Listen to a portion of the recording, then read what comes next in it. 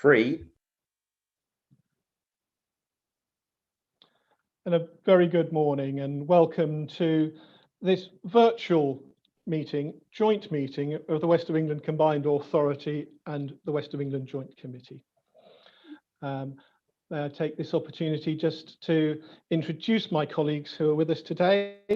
Delighted to be joined by Councillor Toby Savage, the leader of South Gloucestershire Council, Mayor Marvin Rees, the Mayor of Bristol City Council, or Mayor of Bristol, Councillor Dina Romero, the leader of Bath and North East Somerset Council, Councillor Don Davis, the leader of North Somerset Council. Due to a long-standing university-related meetings, Professor Steve West, the chair of our local enterprise partnership, won't be able to join us for the whole meeting, but I'm delighted he's been able to find some time in his diary and therefore will be joining us at around about 11:15.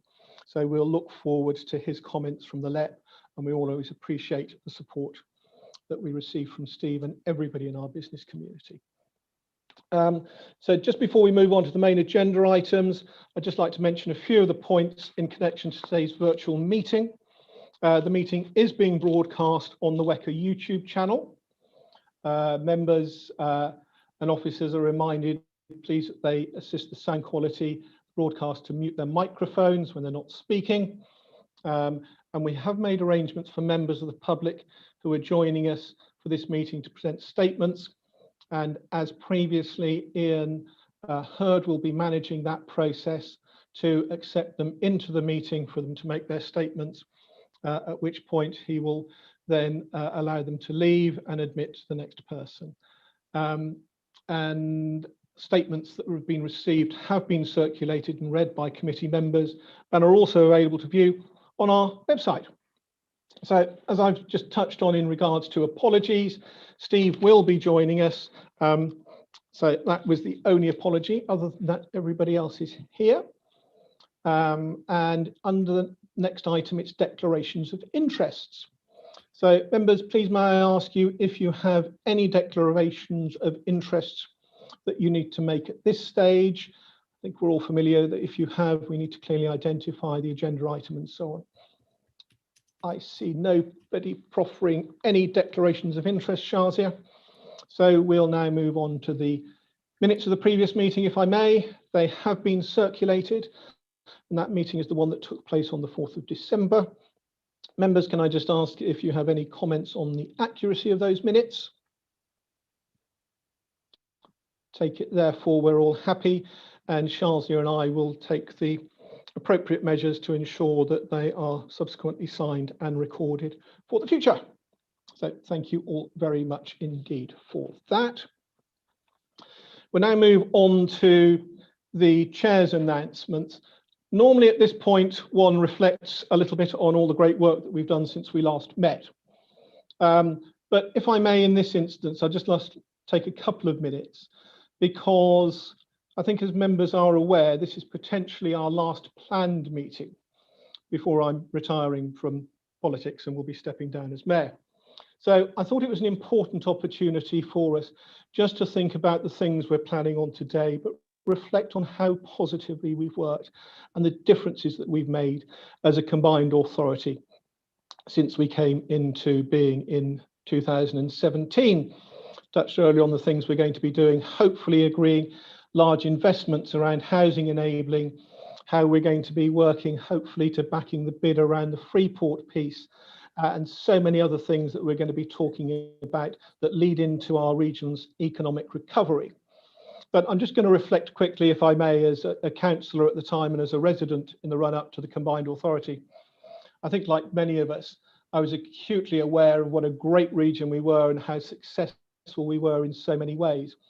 But we were missing out on a great deal of investment. We weren't getting the recognition that we needed in government to move forward. We know we had years of underinvestment in our infrastructure and transport that were affecting congestion and air quality.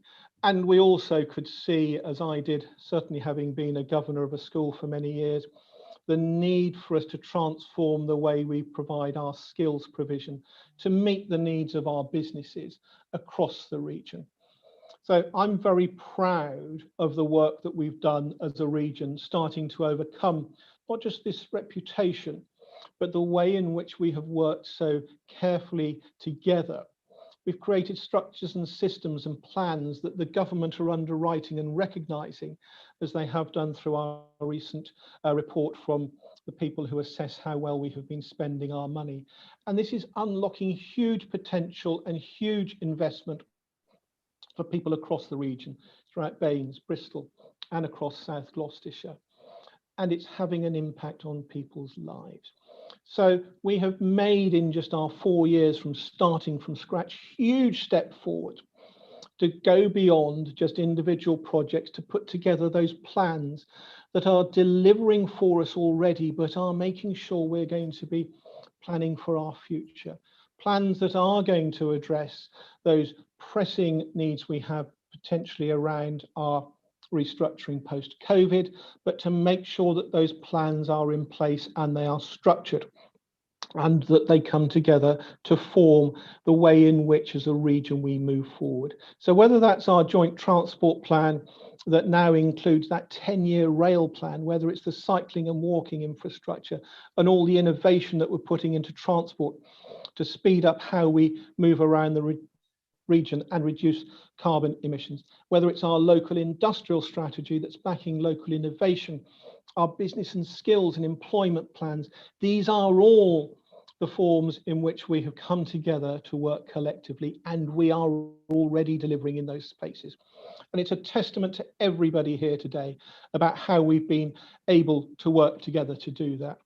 And I'd remind everybody that, as a combined authority, we're unlocking at least £1 billion of extra investment across our region to support these plans. But we're able now, because we're a combined authority, to bid into government for things that would not be available if we were still just a number of individual councils. So we've already seen that additional investment around future transport zones, 5G trials, innovation, future high street funds, and so much more.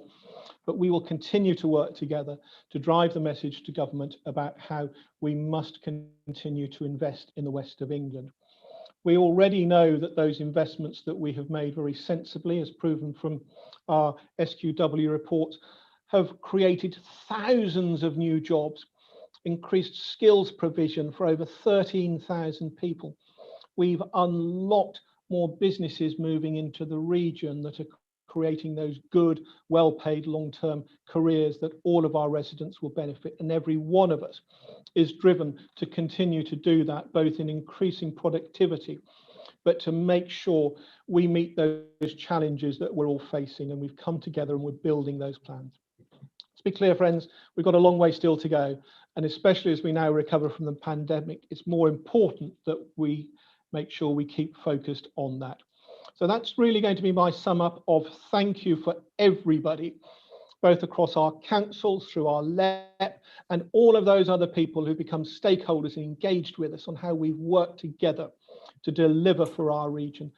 And may I just say, whilst this is potentially our last planned meeting, should things change in terms of elections being delayed, you can be assured that I'm going to continue working up to that very last date, both for us as a region, but also making sure that the West of England is the forefront through the M9 and the group of national metro mayors, which I chair and which we've got that voice at that high table.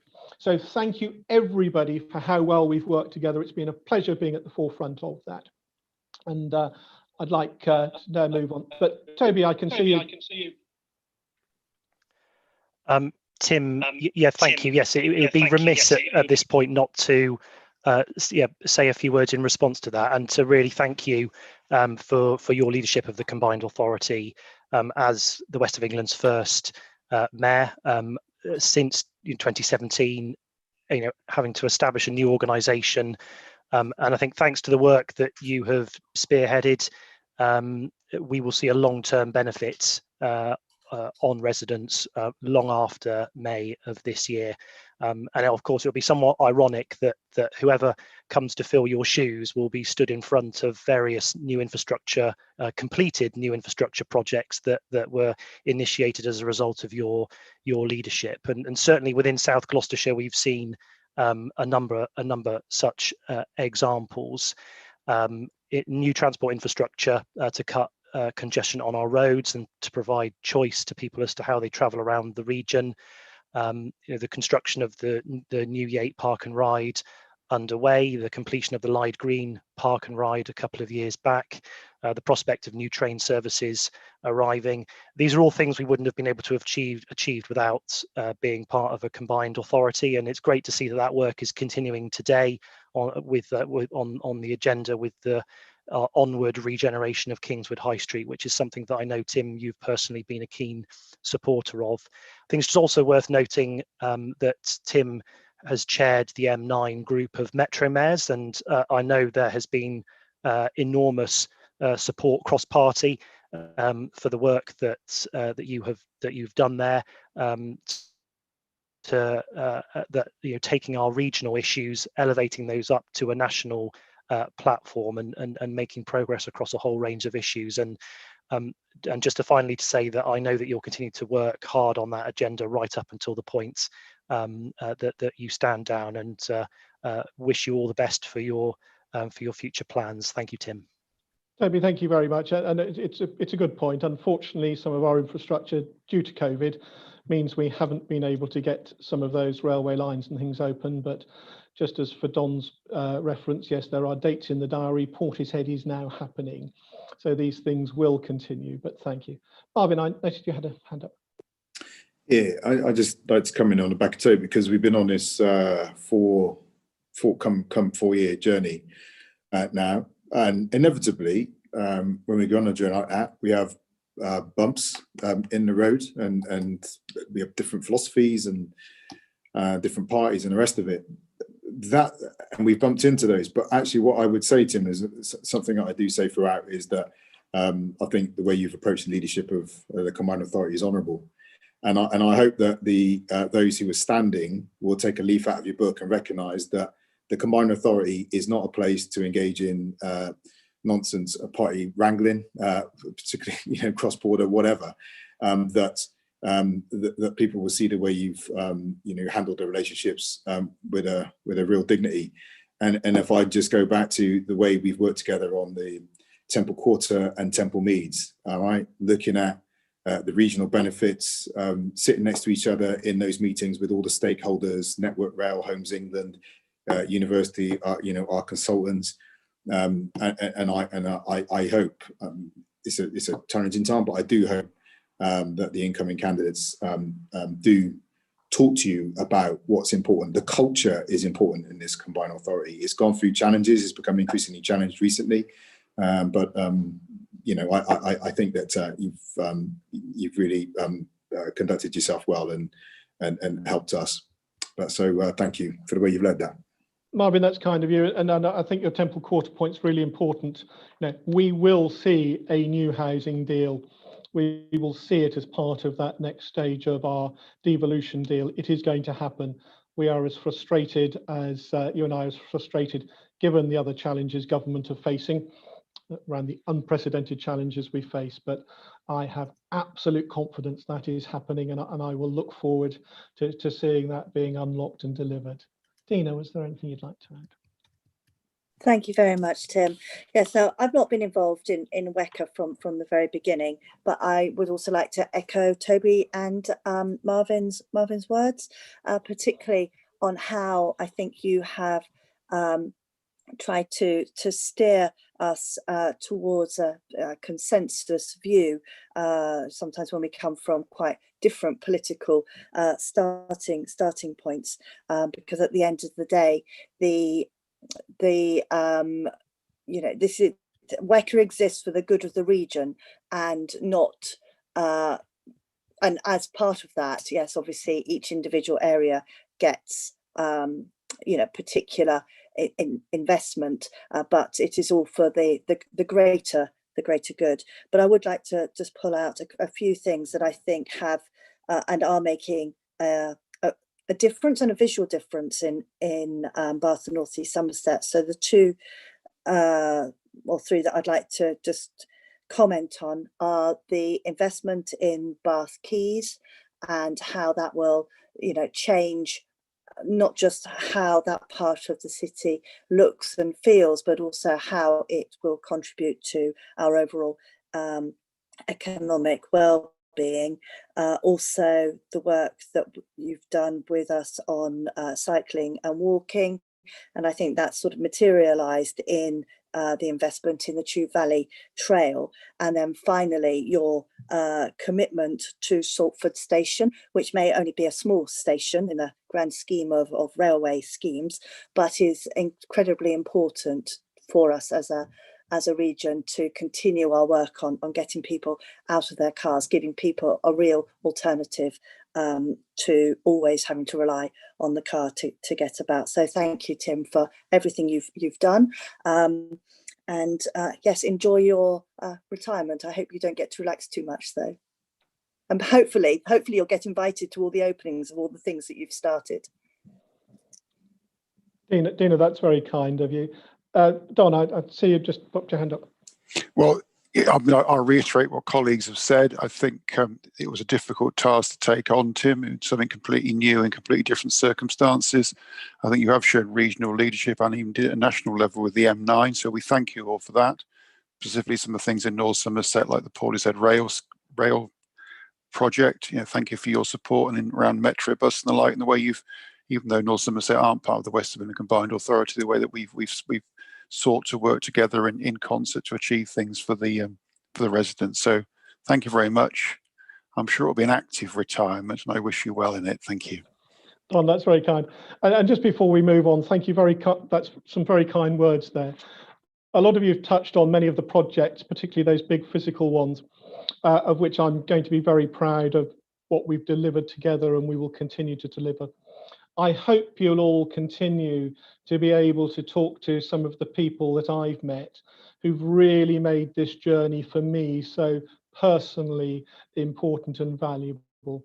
I've met people who've been part of some of our skills business initiatives who have, and it's almost wrong to say they've almost been in tears, but the way in which they have been grateful and said how we have transformed their lives for themselves in their business opportunities, for them as individuals, has been one of the biggest pleasures for me. And I hope you'll all continue to be able to meet people around all of the region who will affect and be able to show you just what a difference we've been making, whether that's been around our young people in our schools, through our careers advisor networks, whether it's our new apprentices, people from our widget schemes that have allowed us to be able to diversify how we bring people into that vital sector around technology, our future bright people, and so on. So as I say, please, I hope you'll all continue to get those real personal hands-on commendations that have been so important to me in showing just what a difference we've all made. But thank you for that. It's very kind of you. Let's now move on, if we may, to the rest of the items. And the next item is item 6, items from the public to cover questions and statements. We had received 33 questions that have been submitted for this meeting, and as usual, they have both been circulated as questions, and we have provided written answers to each of those. We'll now move on to the statements, if we may. We have received many statements today. And as we said before, we've made arrangements for those who indicated previously that they would like to speak to be able to join us shortly. So Ian from our Democratic Services people will admit individuals by turn, as I ask him to. As soon as they finish their statement, Democratic Services will effectively remove them from the waiting room or the meeting room and bring in the next person. I would like to just make one quick comment, that, though, if I may here. It's a really important piece, and that is around the statements that we've received around Bristol Airport, which we all welcome. I would just highlight to everybody that Bristol Airport expansion is not an agenda item for today's meeting. Therefore, we won't be taking discussions on that, as it is not an agenda item. We'll be happy to discuss with anybody who's talking. so members have got the ability to speak to them around those agenda items that are here and those speakers. I think it's just important, please, to highlight that.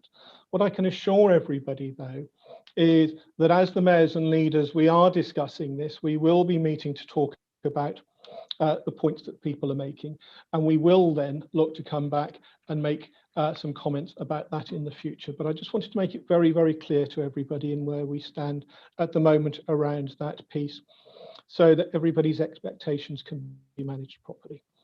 So if I may, Ian, the list you have kindly given me starts with Jackie Head. Is Jackie with us? Yes, Jackie Head is with us, and I'm just admitting her to the meeting now, Chair.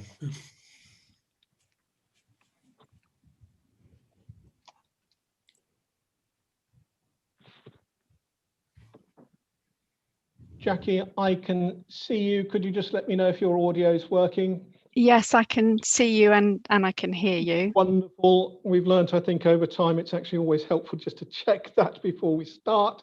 Yep. If I may, you have up to 3 minutes. I'll remind you probably after a minute or when you have a minute or 30 seconds to go. So please, you're very welcome to talk to us. And the time starts now. Thank you very much. I'm a resident of Bath and North East Somerset with strong connections to Bristol. I'm a member of both my parish and the Chew Valley Climate and Nature Emergency Working Groups. And I've spent the last 18 months researching the impact of the climate and nature emergency, and also creating action plans for individuals and communities to reduce carbon consumption and build strong, resilient communities future-proofed against the impact of global warming. From my research, however, it has become clear that there is a limit to what individuals can do without the backing of local and national authorities to take bold actions in the light of present and future risks. I commend the work being done by Baines and Bristol to face up to the challenges of the climate and nature emergency, and the fact that innovative ideas such as livable neighbourhoods, that scheme about air pollution in particular, are being put into practice with joined up thinking across different disciplines. Baines has also spoken out against Bristol Airport's expansion for some time, rightly seeing it as an essential area to manage in the light of the climate and nature emergency. They commented against the original airport expansion proposal. More recently, Bristol has also made a statement seeing the incompatibility of expansion to their net zero goals, and their councillors will now be objecting to the expansion via the public consultation, which runs to the 22nd of February. There is not another WECA meeting before that date, and that is why I'm wanting to make this statement today. WECA supported the expansion of the original appeal, commenting as part of the statutory consultation, but much has changed since then, not least that Bristol City Council has made this recent decision. I know North Somerset is not in WECA. I know you do not have direct influence over the decision made. 1 minute left, Jackie. Pardon? 1 minute left. Okay, sorry. However, you do have a moral duty to represent the members of WECA. And amongst your ranks now, there are more people against the airport than for it. And in the areas you represent, that is also true. 99% of people in Bath who commented on the original appeal were against it. 84% of North Somerset and 86% of Bristol residents. And I'm really aware, I am speaking today, but there were 146 comments made against the airport. So I'm calling on you as WECA to use any methods you can, the emergency powers of COVID if need be, to reverse your decision, to comment on the consultation that is now in place in order to represent truly your area. Thank you. Thank you very much indeed, and very good timing. Thank you. I was about to say your time's up, but that's kind of you. Thank you very much indeed. As I said earlier, this isn't a matter for discussion today, but yes, we will be then looking to talk amongst mayors and leaders around our response. So Jackie, thank you very much. In that case, may I Dina, you're waving at me. We had agreed that there was no discussion on this item, but thank you. No, I wasn't going to discuss. I was just going to also thank Jackie for bringing her statement to us, and just to reiterate the point that you had made, that we would absolutely be discussing this between us as mayors and leaders and coming to a conclusion. So thank you. Thank you. Dina, appreciate you.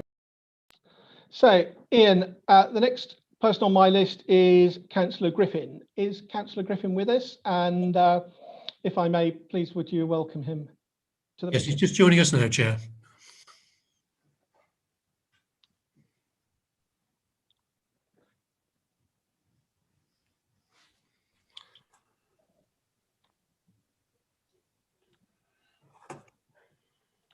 Robert, hello. I can see you appearing on my screen. Can we just make sure we can hear you? Can you hear me now? Robert, yes, you're very, very welcome. Just to be clear, we've got up to 3 minutes. You're very welcome to address the committee accordingly. Your time starts now, my friend. Thank you, Chair.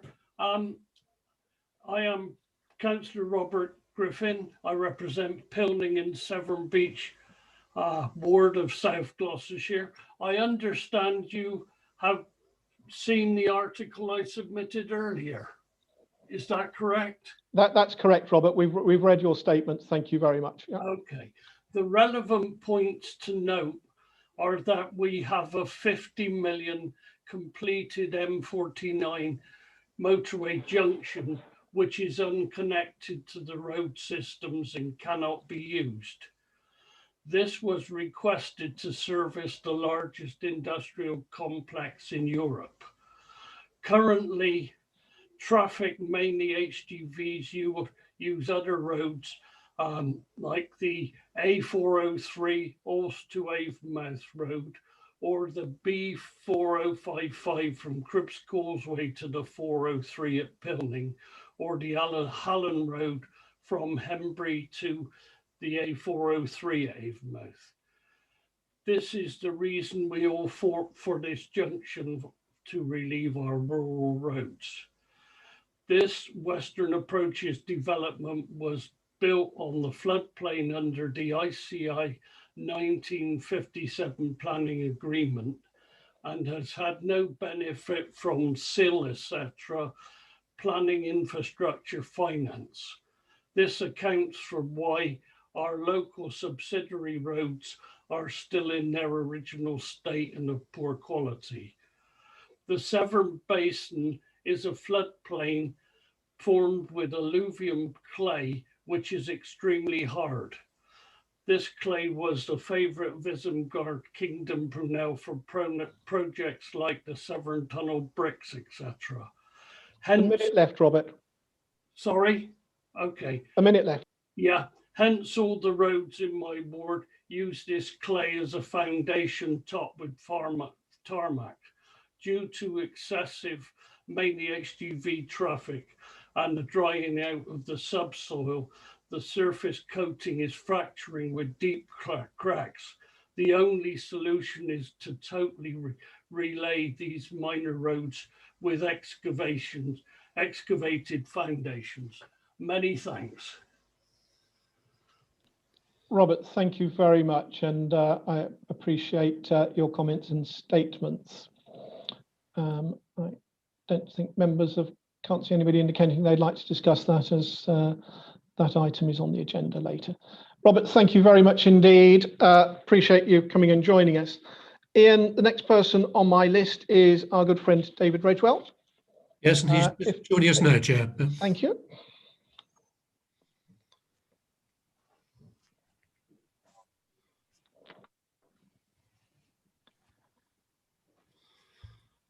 Thank you, David. You've hopped up from where I was expecting to see you on my screen. You're very welcome. I think you're very familiar with the format, but I'll just remind you, everyone's received your statement, and you're very welcome to talk to us for up to 3 minutes, and I'll remind you as we're approaching the time. Thank you. Over to you, sir.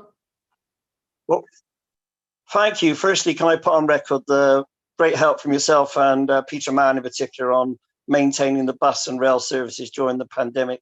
The recent changes definitely have suited the community. All the feedback I've got from the stakeholders says that it's providing the services that people need, as opposed to the first lockdown, we had a lot of problems. But thank you very much for that. I'd like to go on to say about the governance. I welcome Mayor Bowles' ideas and suggestions at Bristol Scrutiny to ask the Scrutiny Commission at WECA to do some more work on governance and ways forward to bring North Somerset in. It's very helpful, I think. That will need some work, and I believe Tim Borrett thinks there is a way of bringing North Somerset in between elections. Let's hope that some progress can be made there. And I welcome, obviously, some new devolution deal that would look at particularly at Temple Meads and light rail system, mass transit, and particularly also giving you precept powers, Mr. Mayor, because at the end of the day, I don't think it's right that, nor do my colleagues, by the way, the 3 UAs plus North Somerset in the future should actually be precepting for public transport. That should be a direct responsibility of the combined authority. It is in every other combined authority for public transport. On rail, we'd love Peter Mann to have a railway executive. I think that's an area he needs more support on. Some railway officers that can deal with Network Rail efficiently and speak their language, which is quite unique, and also speak to the train operators and future light rail proposals. So I think that's where we need to beef up. And I think it's still time to move across the public transport infrastructure staff that do a bus stops maintenance, all that across to WECA. They shouldn't be at the local authorities. So that's some points we'd like to recommend. On the pandemic, thank you very much for the shuttle buses to the vaccination centres, well received. But I have to bring to your attention, okay, just to say that we've had incidents on the buses with antisocial behaviour against a nurse, and I'd ask that Marvin and the rest of the team there to make sure we get more COVID marshals and police officers on the bus network in particular. I'm also very concerned to see that Highways England, which now has responsibility for some disused railway lines and formations, busy wanting to dismantle some of them. I think that's an issue for WECA to take up with the Secretary of State. We are very concerned about that, and there is a petition in flow. Finally, I think we'd like some discussions about the light rail system. That is the way forward. Underground, overground, however you want to make it work. And I know all 4 leaders, but I think we'd like to now see some more detail. I'd certainly like to sit down with some of your officers and understand where we're trying to go with this and try and put some input, as I'm doing obviously with the buses. But I thank you for the work as usual, and hopefully we can continue to build a bigger and better WECA as far as public transport is concerned. David, thank you very much. And as always, appreciate all your help in many formats through both our councils and with ourselves. Thank you. Ian, if I may, I believe the next person, the name I've been given is Mary. Tim. Don wants to speak. Tim, can I thank... I beg your pardon. Yeah, well, very brief. Can I thank Dave as ever for his input, both written and the spoken statement. My understanding is around North Somerset joining WECA, it could only happen in a run up to a mayoral election process. It's not going to happen for this one. There are lots of rumours flying around. There are different methods of doing it, but I've not seen anything that confirms that. Perhaps Shazia, as our legal person, could just explain the situation. She understands it. Thank you. Don, I'm very happy if it's very briefly from Shazia, if she would. I think, as you remember earlier discussions, we will be meeting shortly formally as mayors and leaders and councils around that, just to clarify. Shazia, is there anything very quickly you could just add for Don, please? Just to clarify, Chair, that currently there is no restriction on North Somerset joining outside of an election, a mayoral election. However, the government has been very clear in all of the guidance and the letters we've received before Christmas that it must coincide with an election, because otherwise there would be a democratic deficit. But this is something that WECA Scrutiny have asked to look at, so we will be doing a lot more work in the next few months on this. Shazia, thank you very much. And Don, as you know from earlier conversations we've been having, we'll be talking a lot more about that subsequently. So if I may then, Ian, if Mary Collett's with us, would you be kind enough to admit it? However, the government has been very clear in all of the guidance and the letters we've received before Christmas that it... Sorry, so I'm getting some feedback there. Mary, could you just let us know if your audio is working, please? Yes, that's working. Ella? Yeah. Perfect. Thank you so much. I can't see this. I just wanted to check. If you've been listening to everybody, please, you're welcome to talk to us for up to 3 minutes. Your time starts now, and I'll remind you when you've got a minute left. Great. Thank you very much. Thank you for letting me speak. I just have my notes here. I would like to congratulate WECA on agreeing a multi-million-pound coronavirus recovery plan aimed at rebuilding the region's economy. WECA Mayor Tim Bowles has said that the recovery plan and the climate emergency plan are closely interlinked, and that WECA are supporting businesses and residents transition to low carbon ways of doing things. I applaud this. We know we must switch to a low carbon lifestyle and drastically reduce carbon emissions. According to the One City plan, Bristol needs a whopping 88% reduction in carbon emissions to reach net zero by 2030. I also feel encouraged that the 3 unitary authorities of WECA have all declared a climate emergency and have said they will put environmental considerations at the heart of their decision making. Given all of this rhetoric about the climate emergency and low carbon living, I feel I must challenge WECA's continued support of Bristol Airport's expansion plans. I'm making this challenge on behalf of the 169 WECA constituents who have submitted questions and made statements about airport expansion to this meeting. That's 146 statements and 23 questions. The true cost of Bristol Airport's expansion plans will be an extra 1 million tonnes of carbon in our local atmosphere once the 12,000 flights and all the car journeys from the 2 million additional passengers have been factored in. This vast increase in CO2 cannot possibly be compatible with the low carbon lifestyle and the commitment to achieving carbon neutrality by 2030 that WECA has said they're committed to. Bristol City Council has recently expressed its clear opposition to the appeal made by Bristol Airport. Bath and North East Somerset already officially objected to the airport expansion in 2019. This means that 2/3 of the constituent parts of WECA have officially opposed Bristol Airport's expansion plans, and yet WECA is still on record as officially supporting the expansion plans. WECA was a constituent... 1 minute left. Brilliant, thank you. WECA was a statutory consultee of the original planning decision in 2020. This is the same planning application, just at the appeal stage. So WECA has a responsibility to reflect the current democratic opposition of its constituent authorities. This meeting is the last chance for WECA to agree to respond to the Planning Inspectorate before the 22nd of February deadline, and I found it encouraging to hear from Dean Romero that the council leaders will be discussing this issue in the near future. As a Bristol resident, I feel it's vital that Bristol has a voice in this appeal process. 85% of Bristolians who commented on the planning application objected. So I call upon Bristol Mayor Marvin Rees to ask that WECA officially withdraw its support for Bristol Airport's expansion plans, and that WECA commit to write to the Planning Inspectorate to officially oppose Bristol Airport's appeal. Thank you for hearing me speak. Thank you. Thank you very much, and I appreciate you acknowledge the comments we made earlier that we will be talking as mayors and leaders on this. Thank you so much. If I may, Don, you're waving at me. Well, just to thank Mary for her contribution and all the other people who took the trouble to either write in or to speak today. I mean, there has been the commitment this will be discussed by mayors and leaders, but clearly North Somerset is not in the West Midlands Combined Authority. We decided as a newly elected council to refuse the application, largely driven by the people of North Somerset's views that the airport was big enough in its original capacity, and we will be robustly as North Somerset Council defending the appeal. Thank you. Don, thank you very much.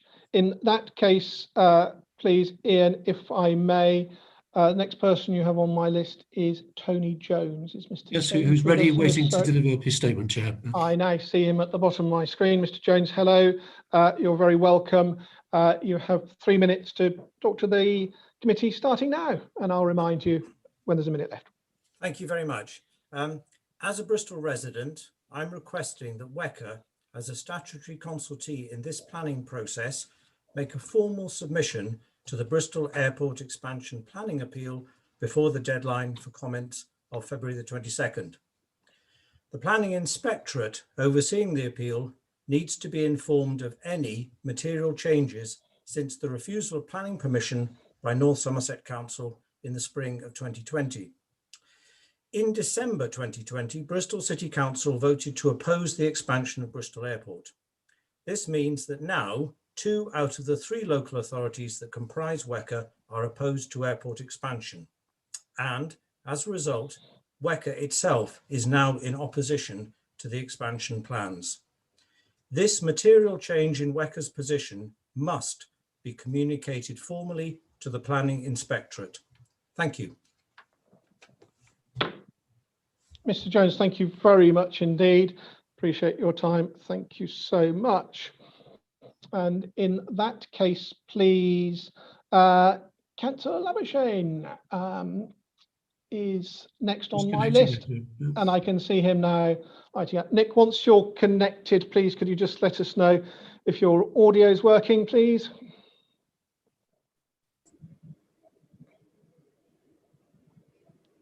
Nick, hello. Could you just let us know that your audio is working, please? Yes, I can hear you fine. And we can hear you, Nick. So just to be clear, thank you for your statement, which has been read, but you have now up to 3 minutes if you wish to talk to the committee. Over to you. Thank you very much. This is a statement that comes from, as you can see, from Councillor Jones and myself. And as elected members of Winterbourne Ward, we welcome the submission on the strategic outline business case for this Winterbourne and Frampton Cotterell bypass. We are one of the communities that lie directly in between Yate Ring Road and the motorway network, and we are extensively hit by congestion, which of course has an impact locally on travel delays and obviously air quality. We, speaking to a number of residents in the area, this has become a really hot topic, and the creation of this bypass would be a significant step, not only in alleviating our traffic problems in the area, but so importantly present opportunities to work towards our climate emergency commitments, both locally and at a regional level. We are pleased to see this investment fund report before you today, that there's an option that the bypass would be considered alongside a variant of the Metrobus in the development of the outline business case expected this next year. With this reduction in congestion in mind, we also welcome the partnership working between South Gloucestershire Council and WECA on the delivery of the Yate Park and Ride due to open this year, which should also do its part in alleviating the congestion in the area, providing residents and commuters with another avenue by which they can get out of their cars and opt for a more sustainable form of transport, whether they're heading towards Yate or Bristol. I think for cyclists, this has become something that is of vital importance for them and enable them to move around the area in a far more safer manner. 1 minute left, Nick. Thank you. We are pleased that and echo a number of the things that have been said today in regard to Mayor Tim Bowles, a former local councillor himself for our ward, for his support in delivering the scheme, and echo all of the statements that have been made today on the way in which he has supported the local communities in this area. We hope you'll approve the business case before you today, and trust that the combined authority and the council will continue to work effectively together in the delivery of this bypass and improve transport solutions across the region. Thank you very much. Nick, thank you very much indeed. I don't see any of our members wishing to make any further comments. So Nick, thank you very much. Ian will allow you to leave the meeting room now, and hopefully is Councillor Denyer with us?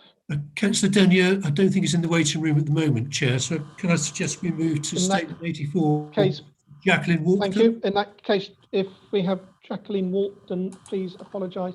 My apologies if I've mispronounced, but that's how it's written. If you'd be so kind. Hello. Can you hear me? Hello. Thank you. Hello. Yes. Let Thank you for joining us. If you hadn't picked up earlier, you're welcome to talk to the committee for up to 3 minutes, and your time starts now, and I'll remind you when you've got a minute left. Okay, I'd like to thank WECA, as others have done, for recognising that there's a climate emergency and planning to reach zero carbon. However, I think the facts behind the emergency have to be recognised. We're less than 35 parts per million towards the 450 parts per million that is recognised as the tipping point into catastrophic climate change. That means we have very few years in which to turn things about. And I think in recognising the emergency, we have to look at what the Committee on Climate Change is saying about the plans that authorities should be putting in place. And in the 6th carbon budget, one of the recommendations is that there should be no net expansion of airports unless airports can demonstrate in reality that they are able to go beyond their promises. Bristol Airport can't do that. It's relying on offsetting, and it's also relying on, as yet, unproved technology. Some of the technology it's relying on is transfer of fuel types. That in itself will add to the ecological emergency. You can't transfer fuels without destroying habitats in order to grow crops for biofuels. So I would call on WECA to recognise what the Committee on Climate Emergency is saying. There can be no more exceptionalism for projects. Apart from that, the figures that Airport is suggesting as regards passenger numbers don't add up. This is an area, the Southwest is an area of something like 5.6 million people. 1 minute left. And most of the traffic is from British people going abroad. In relation to this, I'd also like WECA to recognise that 2 out of the 3 authorities have already said they don't support the expansion, and recognise that North Somerset and the residents of North Somerset have also rejected the expansion of the airport. Thank you. Thank you very much, Jacqueline. Appreciate your comments. And as we just reiterate what we said earlier about, we will be discussing as mayors and leaders.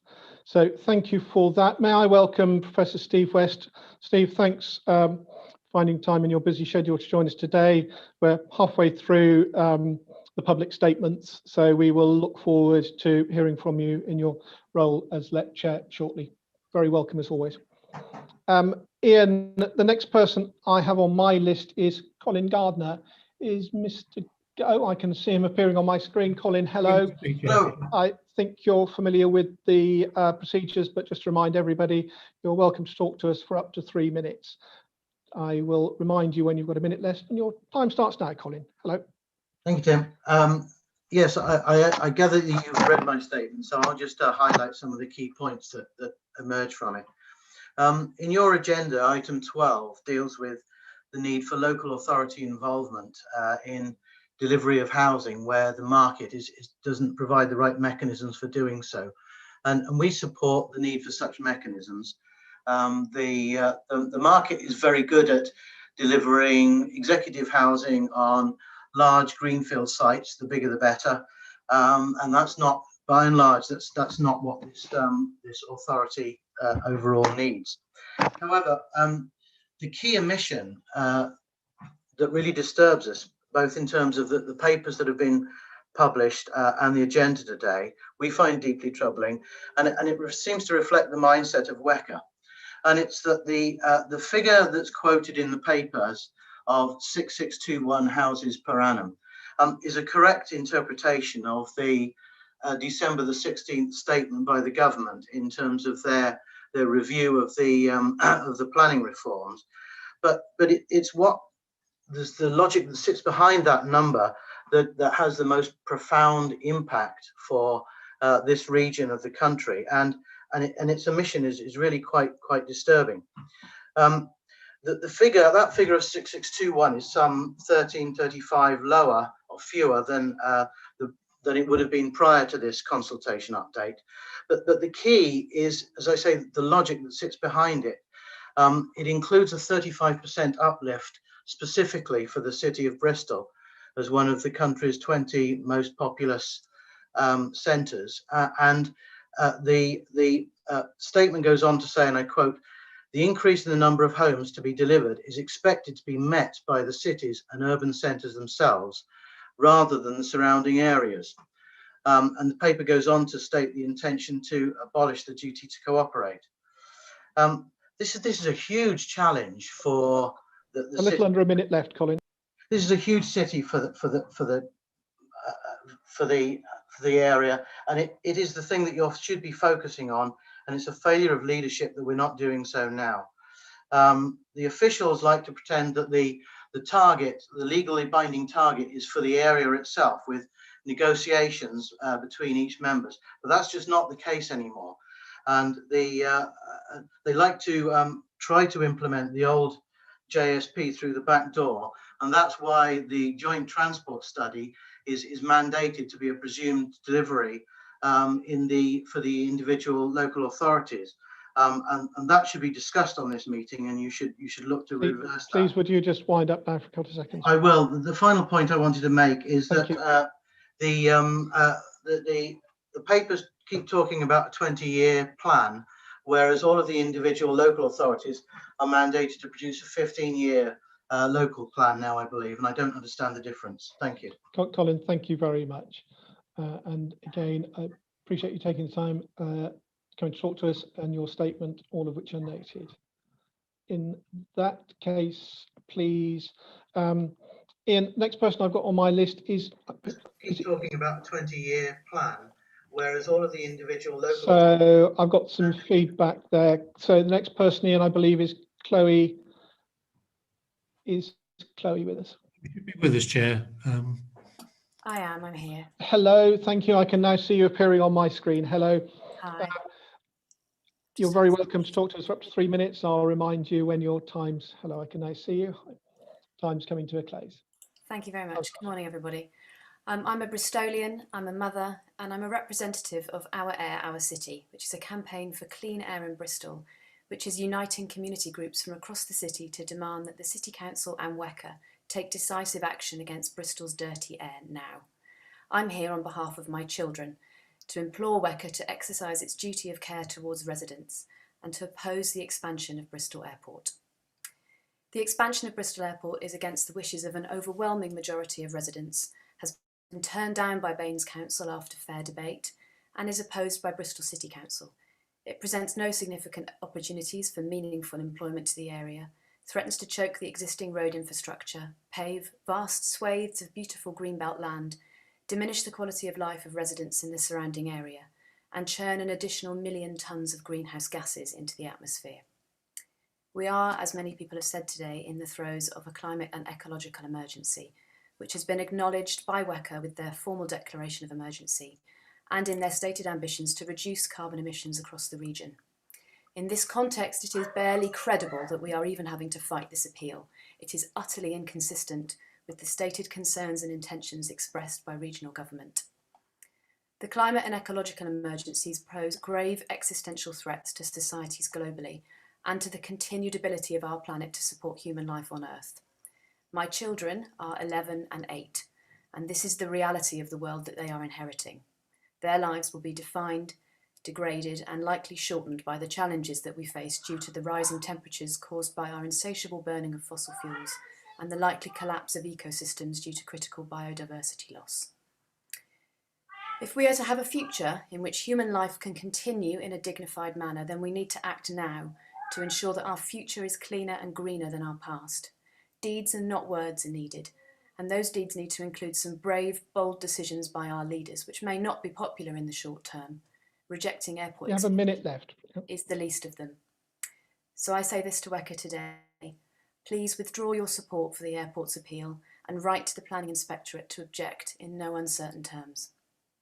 My boys need clean air to breathe, a thriving biodiverse environment in which to live, and leaders who prioritise their well-being 50 years from now over the greedy demands of overseas investors. They do not need more cheap flights to Europe. The increased profits of the Ontario Teachers' Pension Plan mean nothing to them. Our children deserve better. Bristol Airport is big enough. And I'd just like to leave you, if I can, with this picture here, which you may, I hope, be able to see. That's my children protesting against the airport expansion last year on Gloucester Road. Thank you very much for giving me your time today.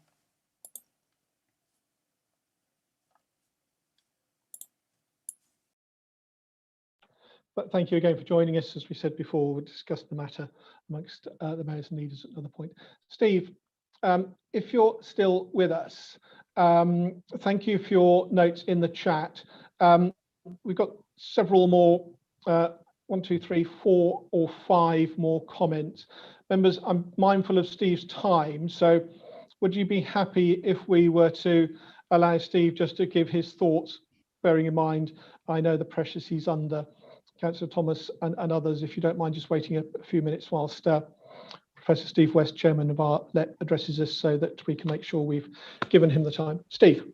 Sorry, thank you, Chair, and thank you, colleagues, and those that are waiting. Thank you very much for giving me the time. I guess I want to do 2 things, really. One is just to give us an opportunity to thank everybody who's been clearly working hard in response to the pandemic across all of our unitary authorities, health systems, and organisations, but also to thank the general public.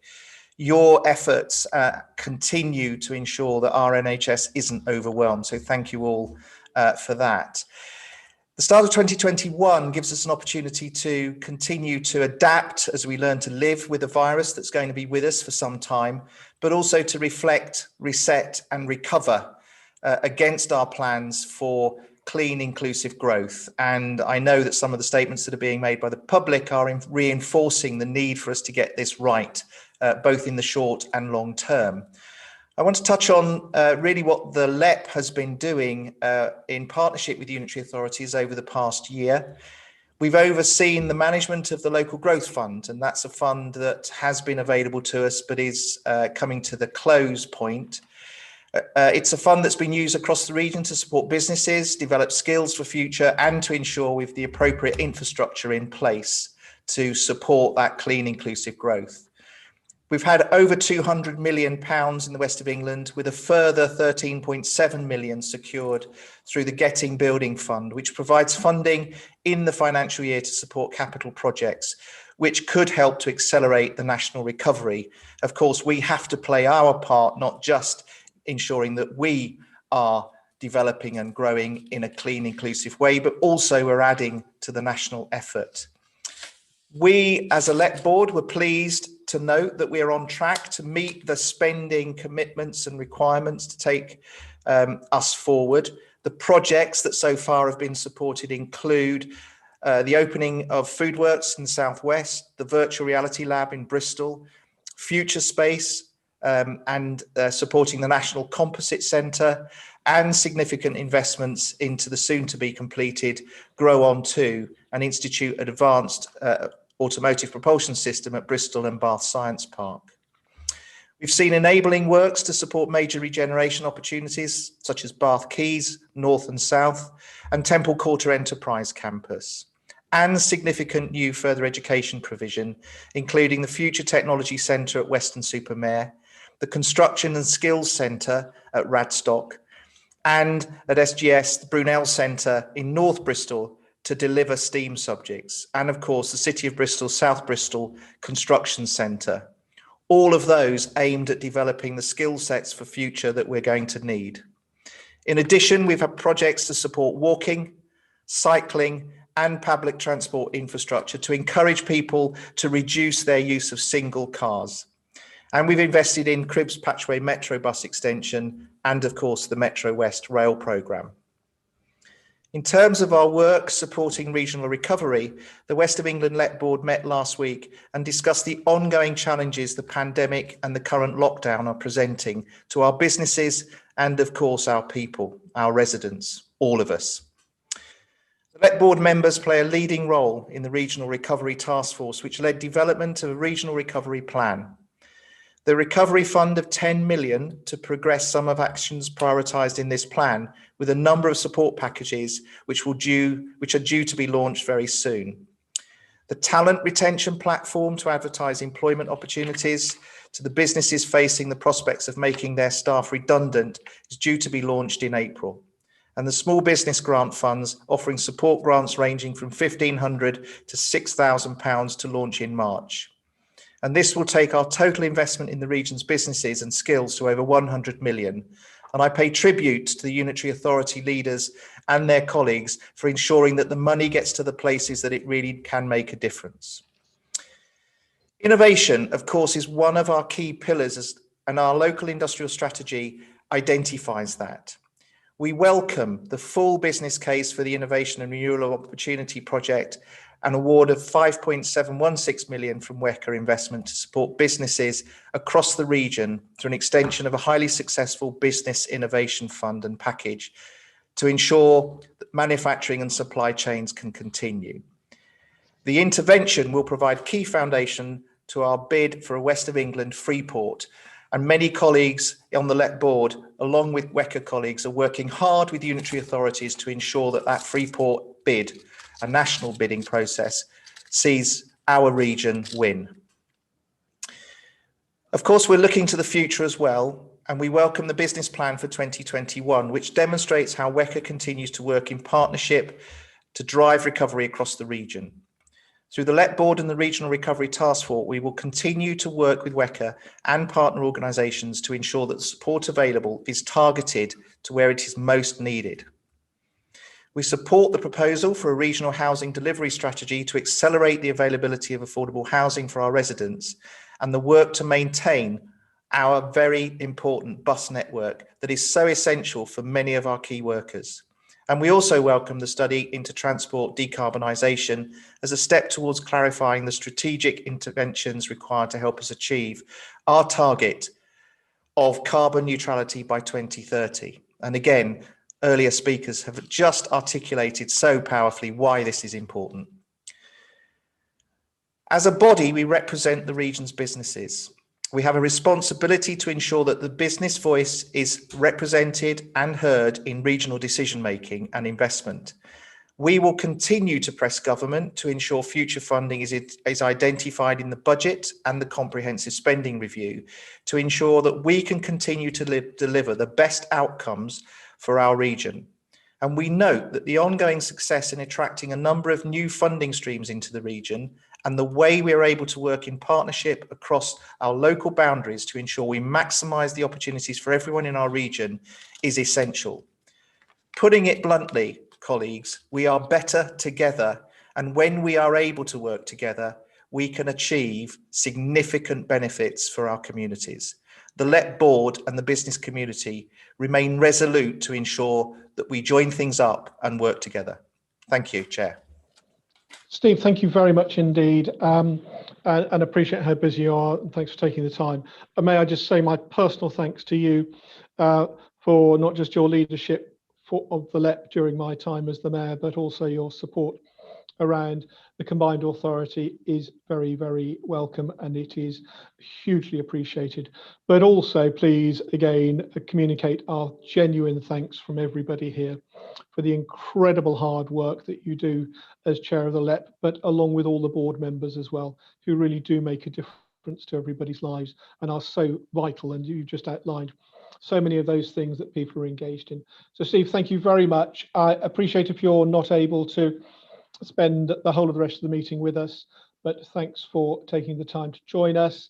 And if members are happy, we'll return back to the order of speakers that I've had. Councillor Thomas, thank you for waiting patiently there. I hope you didn't mind us just bringing Steve in. I'm sure you'll appreciate just how busy he is. I think you're familiar with the form. You're very welcome to talk to us up to 3 minutes. I'll remind you when there's a minute or so left. Your time's starting now, sir. Thank you, Tim. My statement relates to the proposed expansion of Bristol Airport. And I don't want to be too party political about this, but some of that is inevitable.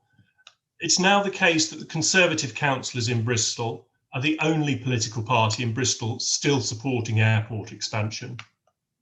I want to give Marvin Rees and Bristol Labour credit for their change of heart on the Bristol Airport expansion when they voted to oppose the expansion in December.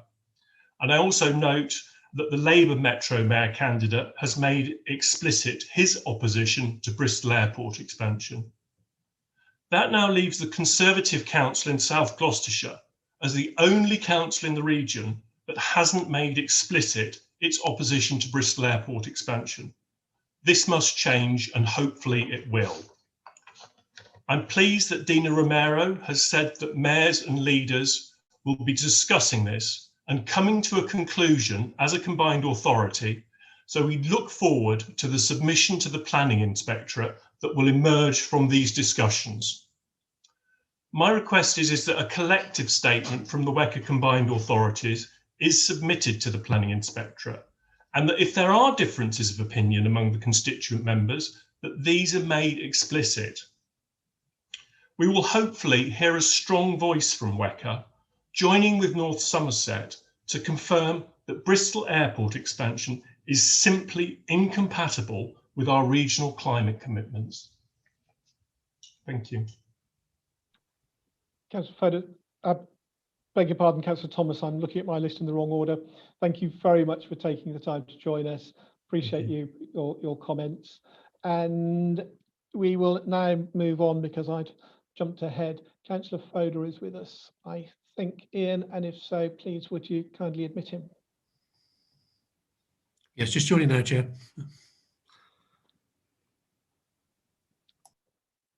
Thank you. I can now see on the screen, Councillor Foda, could you just let us know your audio is working, please?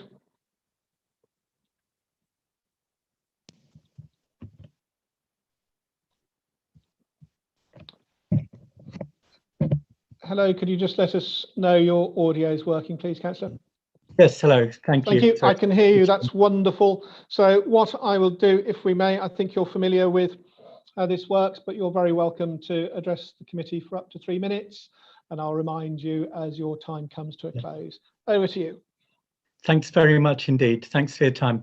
So 18 months ago, this authority joined other councils in declaring a climate emergency. And we've less than 10 years to be carbon neutral by 2030 now.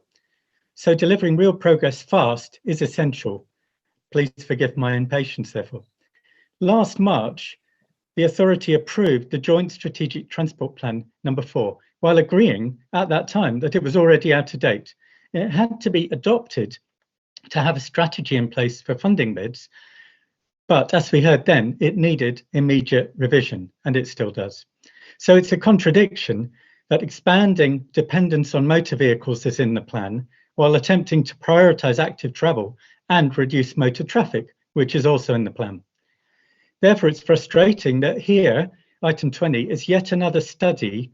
Sorry, this is the carbon study on the agenda. It's another study that talks about decarbonisation while not delivering it. So we see too many of these, of course, drawing up carbon estimates while still funding things like road building and road junctions and more dependence on motor traffic and fossil fuels. This won't actually cut carbon, but will increase it. And I warned about that in March when I spoke to the combined authority at that time. So the only action in item 20 is yet another report, an issues and options paper later this year. No actual solutions are committed to being built yet. So projects in the pipeline for active travel, changes to freight deliveries, other things like that, they're all welcome. The walking and cycling routes in the local cycling and walking infrastructure plan are still being worked up though, before they help. Enhanced public transport, those set back, as the report on the agenda says, for some time by COVID, they will be useful in time. But what we really need now is projects on the ground, specifically quality, strategic. 1 minute left, Councillor. Yep, certainly. So we need strategic cycling and walking routes, networks, many other changes. They're urgent, not put in the appendix of things being tried elsewhere, like the report documents have. And each transport change needs to be worked up with the involvement process to resolve issues. So please start. The facilities will only make a difference once they're in place. And we know that when things are in place, they get used. Roads fill up with traffic, of course, but similarly active travel networks. The Bristol-Bath railway path moves 2,000 people an hour at peak times. There's suppressed demand. There's a shortage of strategic routes in East Bristol, for instance, because it's congested. So the projected carbon savings should be counted. And, you know, you're not mulling over what e-scooters will contribute while you're trialing them. Please, will you come to a close, please? Yeah. So the trial is underway even while you're going to work out what it does. Please do the same with active travel. Accelerate our region's ambitions. Don't just study the figures. We're running out of time to act on the emergency. Thank you. So one final point, please also address the lengthy delays in actually delivering projects, consulting and delivering them, building them is taking too long. So that's a constraint we also need to address. Thanks for your time. Pleasure. And again, thanks for taking the time to come and join us today. You're welcome. Thank you. And in that case, I'm looking to Ian. I had the next person as a Mr. Baxter. I'm not sure he's with you, is he? Yeah, Mr. Baxter isn't here, Chair. So thank you. The last person to speak today is Sally Lawson, who's just joining. Perfect. I can now see her appearing on my screen. Sally, hello. Could you just let me know if your audio is working so we can hear you? Yes. Hold on. I'll just close. That's fine. I can hear you now. So I'll just remind you, if I may, that you're very welcome to talk to the committee for up to 3 minutes, and I'll remind you as your time's drawing to a close. Right. So, can you? Over to you. Perfect. I can now see her appearing on my screen. Hello. Can you hear? Can you just let me know if your audio is working, please? Yes. Hold on. I'll just close. So can I just remind people that Sally, yes, we can hear you. Your 3 minutes starts now. Over to you. I'm so sorry. I'm Professor Sally Lawson. I've been a resident in Bristol for 42 years, working much of the time in the medical school. I put it to the committee and the mayor of WECA that the expansion of Bristol Airport is unwise, unjustified, and really going against your climate emergency statements.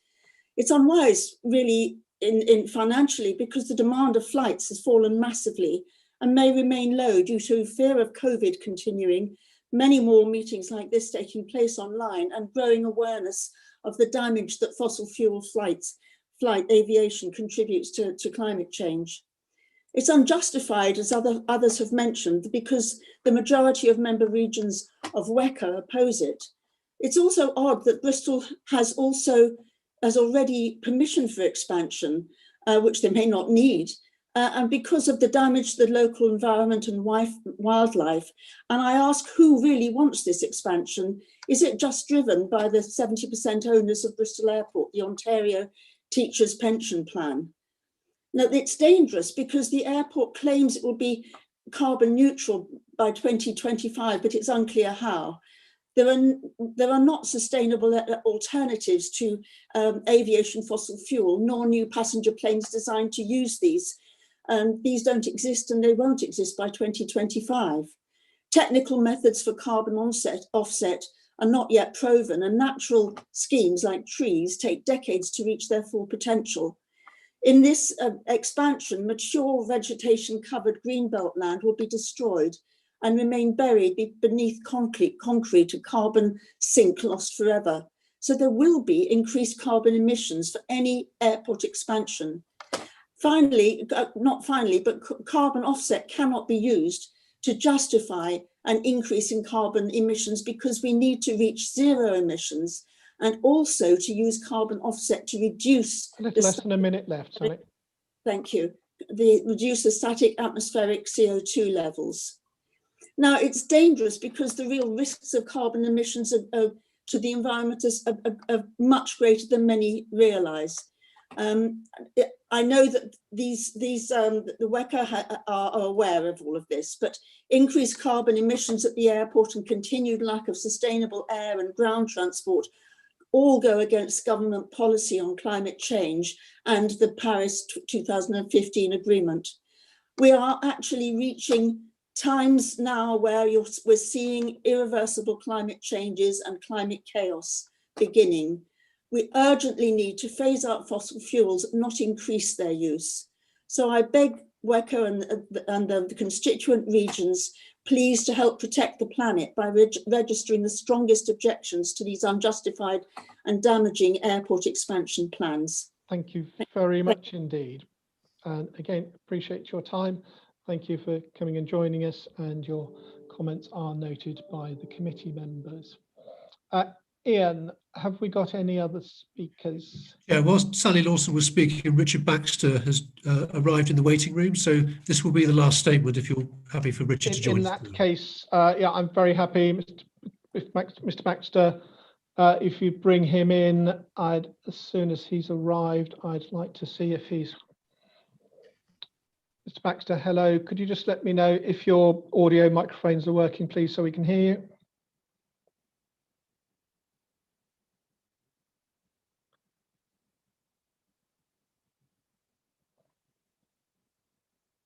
Okay, can I just, Mr. Baxter, hello. Could you just let us know if your audio is working, please? You're currently on mute, as I can see you.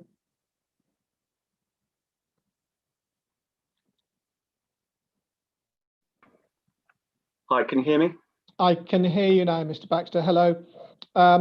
Very welcome. Thanks for joining us. We've received your statement.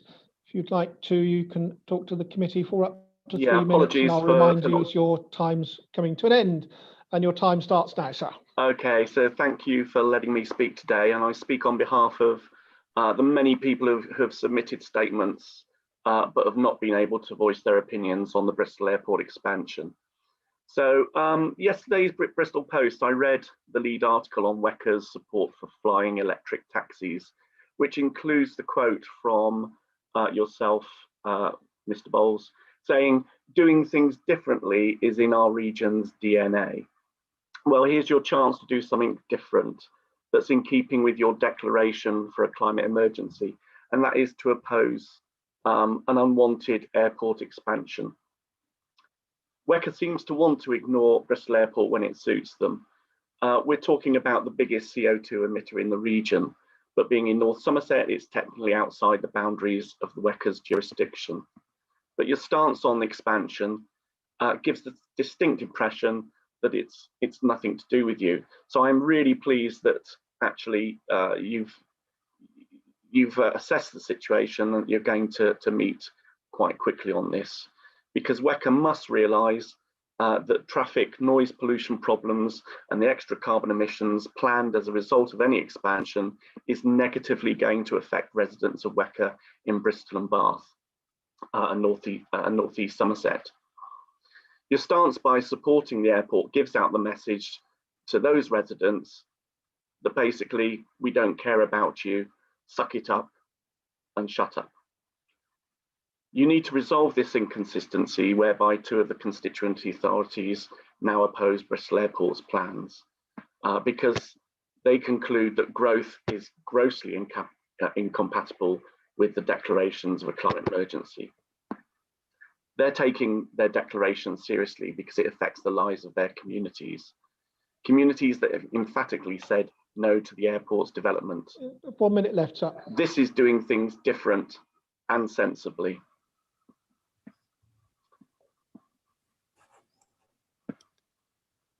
Yeah, it has to be realised that Bristol Airport, to resume business as usual after the COVID health emergency,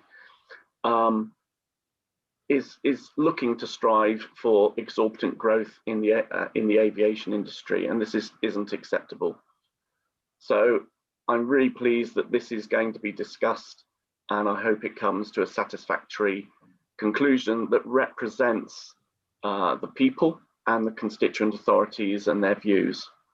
Can I just lastly point out on another issue that I'm horrified to learn from your financial reports that you've got £6.7 million invested in the asset management company BlackRock. If doing things differently is in your DNA, then I strongly suggest that you divest from firms that are financing fossil fuels and rainforest destruction. Thank you. Thank you.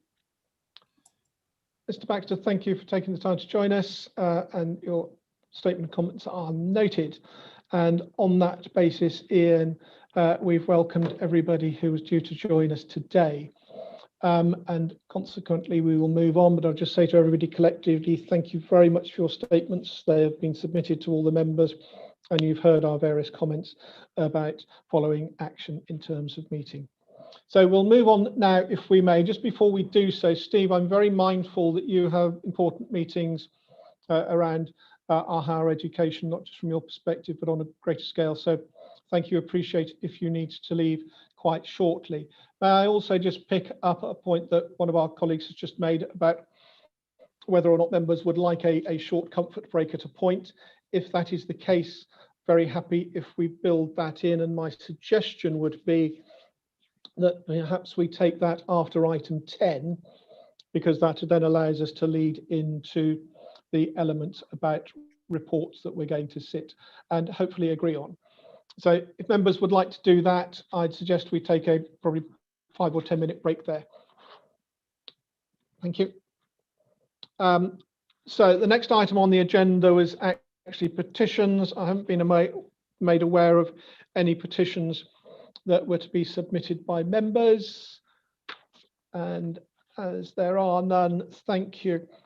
Steve, thank you for your time and your report a little earlier. That takes us now to item 9 on the agenda, which is comments from the Chair of the Combined Authorities Overview and Scrutiny Committee. As always, very pleased to welcome Councillor Clark to come and address us. Appreciate you've sent your report through, but as always, we're keen to hear from you if you'd like to address the committee. Thank you. Yes, thank you, Chair. My committee also wish you a peaceful but active retirement, and thank you for the cooperation you've given to us in scrutiny. As you say, my report is with the committee, but just to pull out a few points. North Somerset Council joining WECA, so we had another brief discussion about that. We've decided to hold an additional meeting specifically to discuss this as soon as possible after the mayoral election, if indeed those happen in May. The specific questions and issues we'd like to explore are how we can clarify the additional resources and devolved powers that could be secured from an expanded WECA, how to take forward discussions with the government about this happening at a time other than the normal election period, and also in the meantime how we can ensure the maximum degree of involvement from our friends in North Somerset in the WECA arrangements. We looked at the housing delivery strategy. We felt we wanted to emphasise the importance of increasing the number of affordable homes in the region. We thought that was vital. On a point of detail, we felt it was important that WECA agreed need to think what exactly affordable housing is, the definition of affordable housing, as we are aware that nationally this is changing and there may be some confusion around that. The bus network recovery, agenda item 19, we have a transport group who meet independently and they gave comments after an officer briefing. That's on appendix 1 of that's contained in appendix 1 of our report. A few points they raised. We would like to be kept informed of the position once a clear review emerges from the government about the national bus recovery strategy, and particularly any proposed transitional arrangements. For example, a bus recovery partnership with WECA that could be possible. And we noted that there's a tool has been developed that will help evaluate tenders using the principles in the bus strategy. And we welcome the offer that was made to us to share this tool with us. We talked about the decarbonization study. We thought it was particularly important that as much as possible is done to prepare for and enable zero emission car use.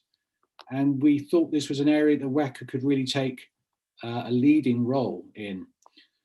There's some confusion, for example, about who's responsible for driving forward the innovation in recharging electric cars on the roadside. And this could be something that WECA could take forward. The annual business plan, we welcome the business plan. We thought it was clear. We had a few comments. In terms of the business growth objectives, which are on page 12 of the business plan, what we appreciate, there's a lot of activity behind these objectives. We felt that clean and sustainable business growth needs to be emphasised. This was particularly in view of what we thought was the head start we have in this region, particularly in terms of renewables. On a related point, I suppose, we considered the corporate risk register in Appendix 2. We noted that there was no mention of extreme weather events and their impact, flooding, for example. There was no mention of those in the corporate risk register, and we suggested that there should be. We also felt it was important that the 6th carbon budget, as issued by the Climate Change Committee, who of course advised the government, which has been published recently, was really brought into this document. There's some very this is a very readable report, and there's some specific areas in it about how local government can move forward on this issue. So we felt that needed to be considered and emphasised. The financial reports, we received a full briefing on these, and we generally welcome the proposals in the reports. We noted that as Purdah is approaching, presuming the elections are going ahead, and therefore there's a longer break than usual between these meetings, the reports have asked for officers to be able to make decisions in a delegated manner. We understand this is to ensure that progress is continued on the approved programme, and we absolutely understand the need for this. However, we ask that scrutiny is kept in the loop about these delegated decisions as they are taken. In relation to Treasury management, we would also ask to be involved in discussions around an ethical investment programme, which we understand are starting in the near future. And we too noted, as one of the public speakers noted, that there's a considerable amount of WECA money invested in BlackRock, a company where many questions have been raised about carbon-related issues. Thank you, Tim. Stephen, thank you very much indeed. And again, always appreciate your time coming to talk to us. And again, please extend our sincere thanks to all the members of the committees for all the hard work they do, which is greatly appreciated. Stephen, thank you so much. I'm going to look at members now as to whether we just take a short break now. Would 5 minutes manage everybody's needs? I'm getting thumbs up and nods, just wanted to test. So in that case, Ian, please, we will just adjourn the meeting for 5 minutes and we'll come back and take up from the agenda at item 11 very shortly. Thank you all very much. If everybody could please mute and turn their videos off for the next few minutes, please. Thank you.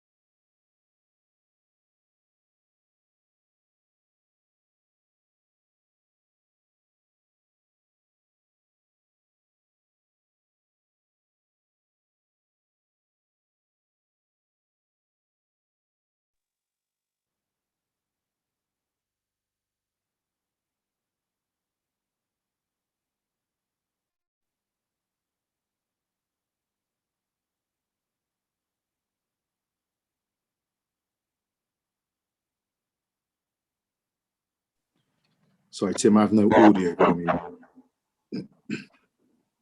Is it just me? No, it's not just you. I don't think anyone can hear Tim. So all of your great words have been missed, Tim, I'm afraid. Speaking, I couldn't hear you. There you go. I can hear you, but it's very faint. You're very faint, Tim. I think there's something wrong with your audio. Okay, I'm not quite sure what's happened between meetings. That's better. There you go. You're on. Other You've sorted it. Thank you. So, as I say, we will now move on to the rest of the agenda, starting at item 11, which is the WECA annual business plan, which seeks approval for our business plan for 21-22. And this presents our strategic activities that are planned over the coming year, sets out how we'll work with our partners to achieve these, and it brings together our overarching objectives of inclusive growth and addressing the climate emergency, and aligns with our published recovery plan and local industrial strategy. And the business plan is also designed to enable us to flex our programme and projects to respond to the ongoing challenges, particularly placed around the COVID pandemic and our recovery plans. So I'm very happy to move the recommendations that are set out. There are a recommendation that falls with the combined authority members and one to the joint committee. So may I look for a seconder, please? It would probably be easier if it was one of the WECA committee members, so we can actually then count that second for both of them.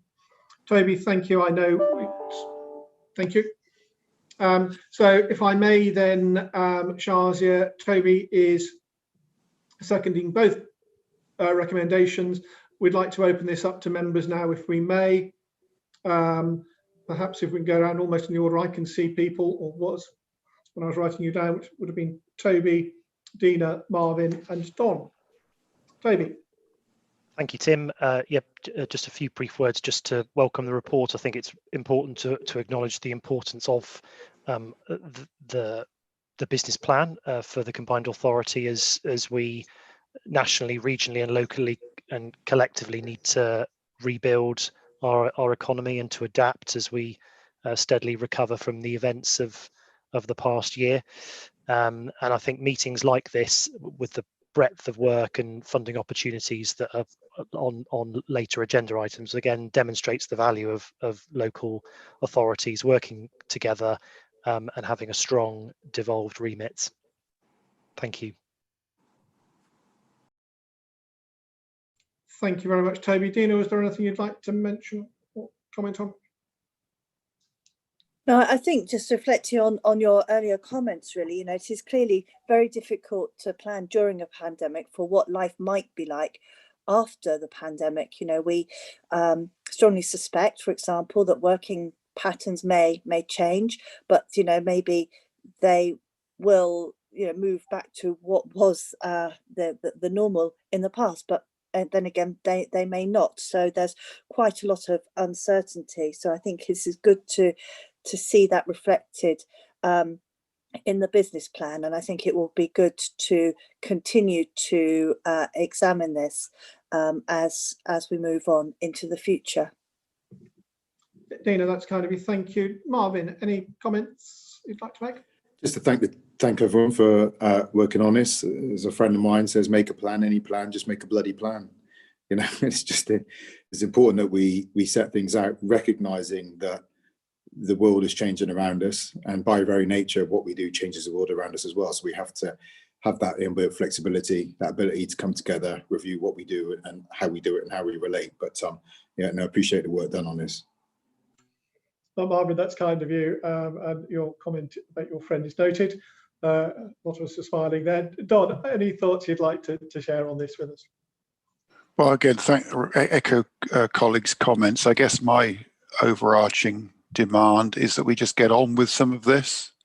I think our residents will be looking for leadership from their local authorities and the combined authority and the joint committee to get things done. We've got aspirations around job creation and investment, and I believe that we need to make sure we do rather than talk as much as possible in the next financial year, and also try to maximise the use of local firms. Thank you. Don, thank you very much indeed. So in that case, if we go to the voting, please, The first recommendation is for the members of the combined authority. So please may I ask you to indicate if you are approving that recommendation from the combined authority, please. Dina, I beg your pardon. Shazia, are you happy? You've seen everybody indicated accordingly. And now from the perspective of the joint committee, so it's all of us and Don as well, please, if you'd indicate thus. The record, I've seen everybody say as much or indicate as much, Shazia, so thank you. In that case, please, the next item is item 12, the West of England Housing Delivery Strategy. And this report seeks to approval of a new regional housing delivery strategy, a strategy very much for homes for 2020 to 2030. It's a really important report for us and shows the result of extensive collaboration within our unitary authority and across our colleagues.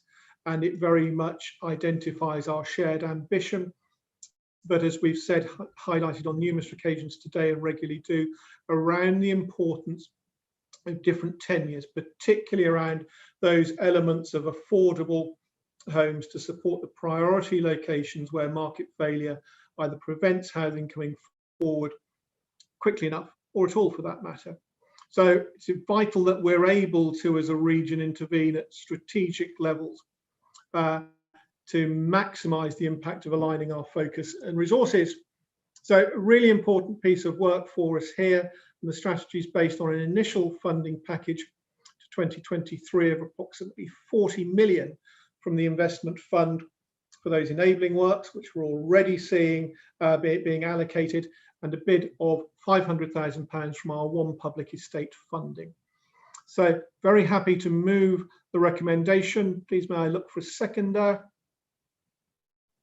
I think Dina just beat Marvin to it. So this is for the joint committee. Very happy now to open this up to comments from all of the members present here. If you don't mind, we'll go in the same order as before. Toby, Dina, Marvin and Don, if you have any comments. Thank you, Tim. Yeah, I would like to welcome the strategy. I think the West of England has always been an attractive and relatively prosperous place to live, and obviously we can't then underestimate the demand that this does bring for new housing.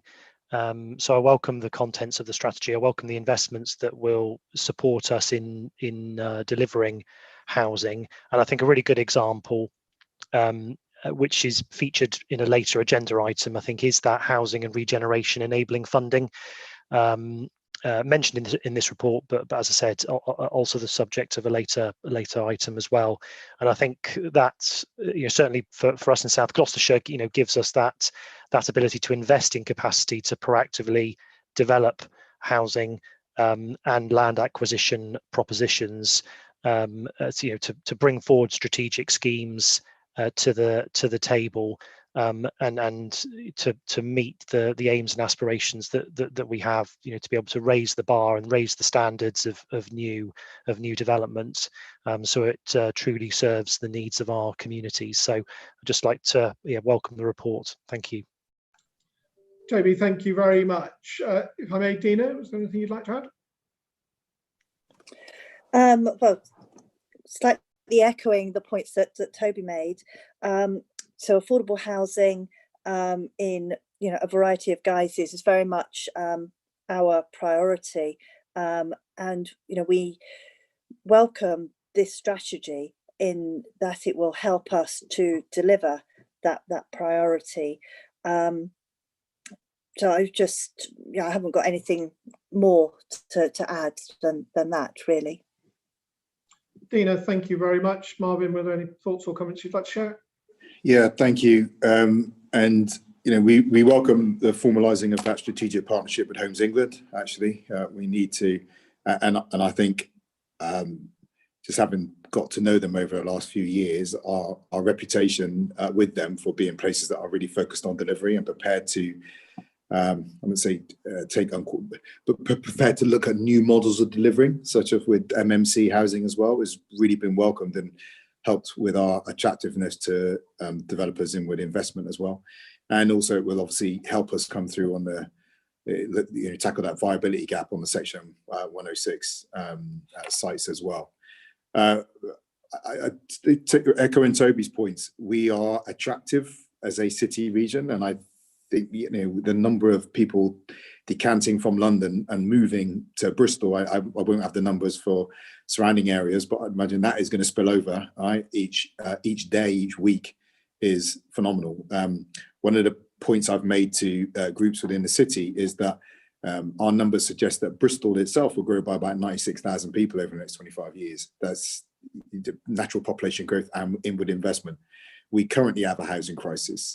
And that's not just in terms of volumes, it's affordability and social segregation and the gentrification and all those other dynamics. On top of that, we need to meet that housing crisis in the face of a climate and an ecological emergency, which again lines up with the fact that the kind of homes we build and where we build them will be among the most significant determinants of our planetary impact over the coming decades. So, just creating that framework by which we're going to meet this regional challenge, which is not just a regional challenge, as part of our participation in a global challenge, is welcome. So I'm glad to see it come forward and glad to support it. Well, Marvin, thank you very much. Dina, I know you were waving at me, but out of fairness, let's go to Don first, just before we wrap up. Don, just may I very briefly on a point Marvin made. I absolutely agree with him about the real strides we've made as a region with Homes England. And I'm very pleased with the relationship we had with the previous chief exec, who is stepping down very shortly, Nick Walkley, and I'm sure we'll be able to develop an equally strong relationship in the past. But I'd also just like to record my appreciation to Nick for all his work across the region. Sorry, Don. Sorry, Tim. It was just one final point, and I clipped me. I just think what we also just need to be minded of is our conversations with Homes England, with national government as well, about the changes to formula, because it was mentioned earlier on, we don't need to make it a big point here, but there are challenges around delivery, changing numbers of delivery that they're going to be visited upon us, but also the government support to actually make that possible as well. So we do have some major challenges, not just from the population, but in terms of the expectations that are being put on us by national government too. Marvin, again, I'm sure we'll all agree on that. And yes, there's an awful lot of work goes on, both at officer level with civil servants and at political level are on that piece. Don, any thoughts, please? And then if Dina's got one final piece. I was going to say, Dina, did your point relate to what was said previously? It might be better from a context point of view to go next. Well, thank you very much, Don. I mean, it is slightly, yes, I was also going to pick up on that point of the challenges that arise from the changes to formula. But I also wanted to stress how important it was for us as an authority that we were able to create affordable homes in rural areas, as well as those within our city regions and major towns. And in fact, just dwelling on the discussion we had earlier around how working patterns may change. If working from home becomes a new norm, it seems to me that there is going to be more desire for people to work and live in great places that may or may not be within a built-up environment. So I hope there is scope within this strategy for that to be delivered too. Dina, thank you. And if we may, we'll just go to Don before we get to recommendation. Don. Just for a matter of context, Tim, I think it's important to note that the vast majority of this funding does not go to North Somerset, not being a member of the combined authority. Therefore, the challenges for us are at least as great as those been explained by colleagues. We have all those same pressures in terms of delivery. Dina makes a very strong point around rural delivery. We also have some of the most deprived places in the whole country in North Somerset as well, and that additionally puts challenges to us all. And I think Dina makes probably the most important point of all, is this is written as a strategy in a time of incredible uncertainty as to what the future is going to look like. And I would not be at all surprised if we don't need to constantly revisit this, because I do think if we're looking at a 15 to 20 year span, I mean, it seems barely possible to work out. So we're going to have 15 minutes time rather than 15 years. And I think we need to be very much putting that back to government, that the plans of this and the context in which it's written is very much pre-COVID. Thank you. Don, thank you very much. I think we're all in agreement on that, and points well made. Thank you, everybody. And in that case, please, if we just now move to the voting, we have one recommendation that applies to all of us present here. So please may I ask you to indicate if you approve the recommendation. Shazia, I'm happy I saw everybody indicating that they were in favour. Are you? Yep. Thank you very much indeed. So that takes us on to item 13, the Local Enterprise Partnership Revenue Budget. Sorry, Chair, was there another recommendation on that one, or is it just the one? Just double check. With the very best will in the world, I'm going from the papers that Dem Service given us. That's fine then. I've moved on to the next one. Sorry. Thank you. In that case, thank you, Shazia. Item 13, as we said, is the LEP budget 2021-22. We've heard from Steve about the great work what LEP's been doing in that space. There's a lot of detail here. It's really about how we use the LEP through our partnership working to make sure we are continuing to use those funding streams to meet our overall needs. And Steve's touched very much about that additional funding that we've seen through them. So a lot of detail in there, a lot of very positive aspects to it. I'm very happy to move the recommendations. Again, this is a joint committee item, so may I ask somebody to second, please? Don, thank you very much. And so again, if we may, let's just open up. Let's do it in reverse order for a little change, shall we? So perhaps if we went Don, Marvin, Dina and Toby. Thanks. I think Steve West very eloquently put the whole point about what we've achieved and what we need to achieve in the future. And I guess the issue is the funding stream this contains and what's going to happen with that moving forward, particularly around the challenges for our local business community and their ability to respond in recovery when we eventually get out of this dreadful pandemic. So I'm more than supportive of the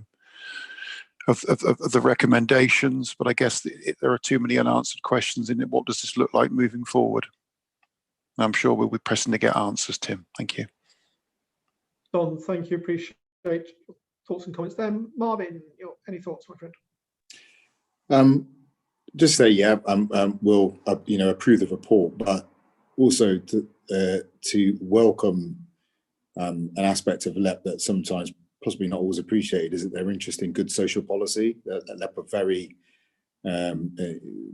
tuned into our need as local authorities to be investing in mental health, educational catch-up, recovery, quality housing.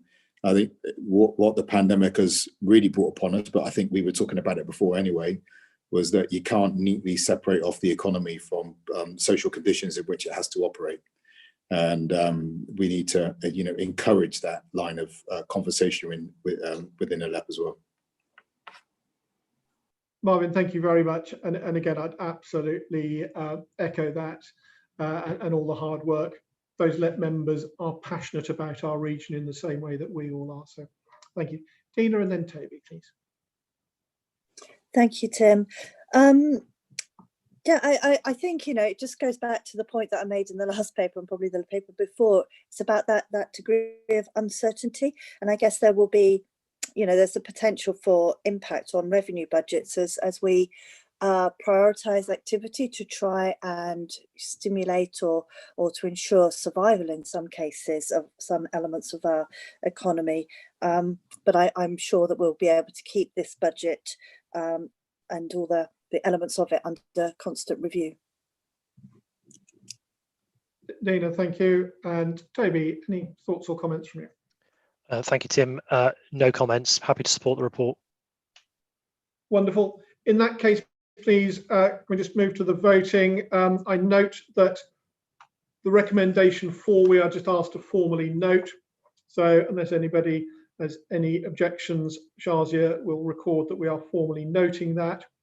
Recommendations 1, 2 and 3 are votes for all of the constituent members.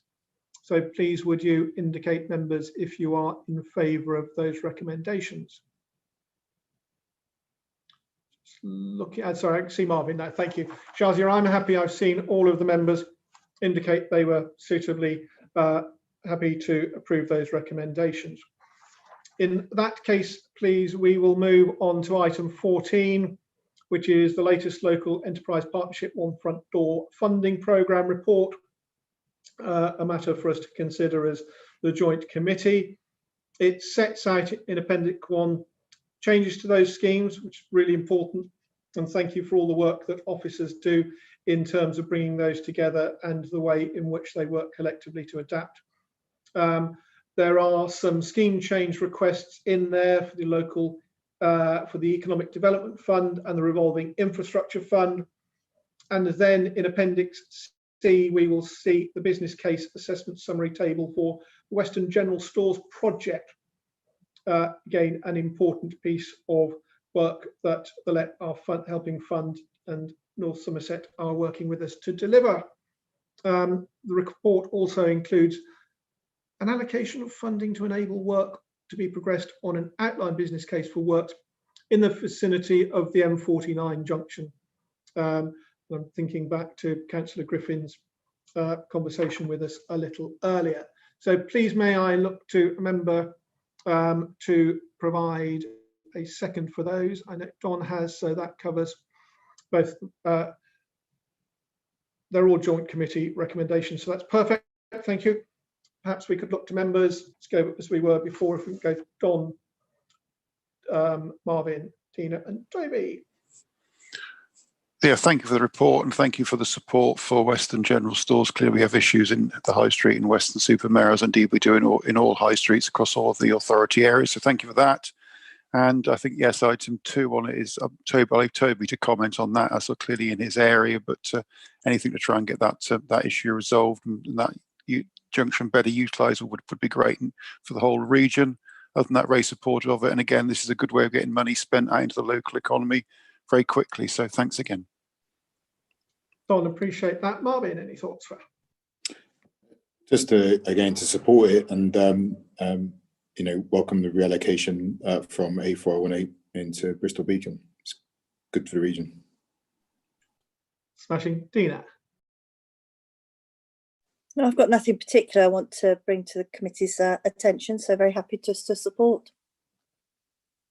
Wonderful. And Toby, any final thoughts from you before we go to the vote?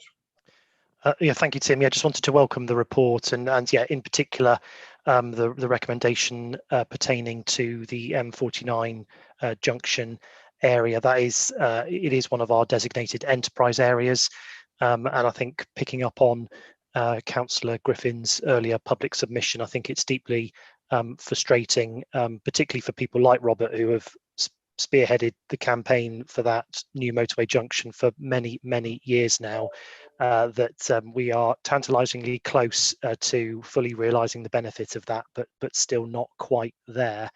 And I think giving us some tools to be able to bring the parties together, Highways England and the landowners there, to fully realise the benefits of the enterprise area is clearly exactly the sort of thing that we should be doing as a combined authority to maximise the potential for growth and to support the community there. So very much welcome that. Thank you. Toby, thank you very much. Now, Shazia and members, I note that recommendations 1, 3 and 4 have one set of voting arrangements and recommendations 2 and 5 have the second set. So if everyone's happy, we'll take them on block in those 2 points. So may I ask members to indicate if they are approving recommendations 1, 3 and 4, please. Shazia, I'm happy. I saw everybody indicate accordingly. And then to the other to all the other members, recommendations 2 and 5. May I ask you to indicate if you are in favour of those recommendations, please? Shazia, again, I'm happy I can see everybody indicating accordingly, so thank you very much indeed. On now to item 15, mayoral budget setting report for 21-22. Just a couple of points just to highlight there in terms of details in the Appendix 1, but also the budget covers the functions that fall under the specific responsibility of the Mayor in accordance with our order. So for 21-22, these functions primarily relate to the payment of highways and transport capital grants, which we pay directly to the constituent councils, and also that monitoring against the mayoral budget is reported to each meeting of the WECA committee, and the current forecasted outturn position for 2020-21 financial year is detailed in Appendix 2. Again, very happy to move the recommendations as published. Friends, so may I look for a seconder, please? Thank you, Dina. And may I invite you each in turn to speak if you wish. Just trying to look at the best way around this. This is just combined authority. So perhaps if I may, I'll go Dina, Toby and Marvin. Oops. Sorry, I was having a moment of not being able to unmute. No, I'm very happy to support this. And, you know, obviously, as we move forward, I assume that there'll be the opportunity to consider how we work and the financial implications of that through some form of governance review. So that's what I'd just like to add into the comments on that. Thank you. Dina, thank you. I can't remember whether did I say Toby and Marvin? You keep jumping around on my screen, but yes, yeah, I can see Toby and Marvin in that order. So any comments, please? Thank you, Tim. Just happy to welcome the report, and a plea and a hope that that your successor is as lean and as efficient in the funding and running of the Mayor's office. Thank you. Toby, thank you. I was beginning to smile when you said lean, but I then noticed you mentioned the office. I think you have to be able to smile at that. Thank you. And Marvin, any thoughts? Thank you very much. You know, and we'll support this as well. But just picking up on a point there is we need to think about how we run in the nature of the changing world, and I guess this will be part of the reflection. But again, as it, you know, thanks to you and the officers for being on top of this. Marvin, thank you very much. Now, Shazia, I see we have 3 recommendations. Actually, recommendation 3 is to note there is no decision required, so we'll be seen to formally note that. We have 2 recommendations with 2 separate voting arrangements, so may I ask the other members if they are all in favour of recommendation number 1, please. Please, would you indicate accordingly? Shazia, I'm happy. I've seen everybody indicate accordingly. A second set of voting arrangements for item number 2. So please, would we all indicate if we are in favour of that? I think I saw Toby's hand. There we are. Shazia, again, if you're happy, we'll take those all as agreed. Thank you all very much indeed. Item 16 is the Combined Authority Budget Setting Report for 21-22 and the medium-term financial forecast. An awful lot of information in there. My sincere thanks to our finance officers across both the Combined Authority and across all of our constituents authorities who put so much work into this. And again, tons of detail in there. This budget is reported to each meeting of the committee. Forecast outturn position is detailed through the various appendices. So again, very happy to move straight to the recommendations, which I'm happy to move. May I look for a seconder, please, from the Combined Authority teams? Toby, thank you very much. So again, if we went Dina, Toby, Marvin, very welcome to any comments you might like to make before we move to the voting.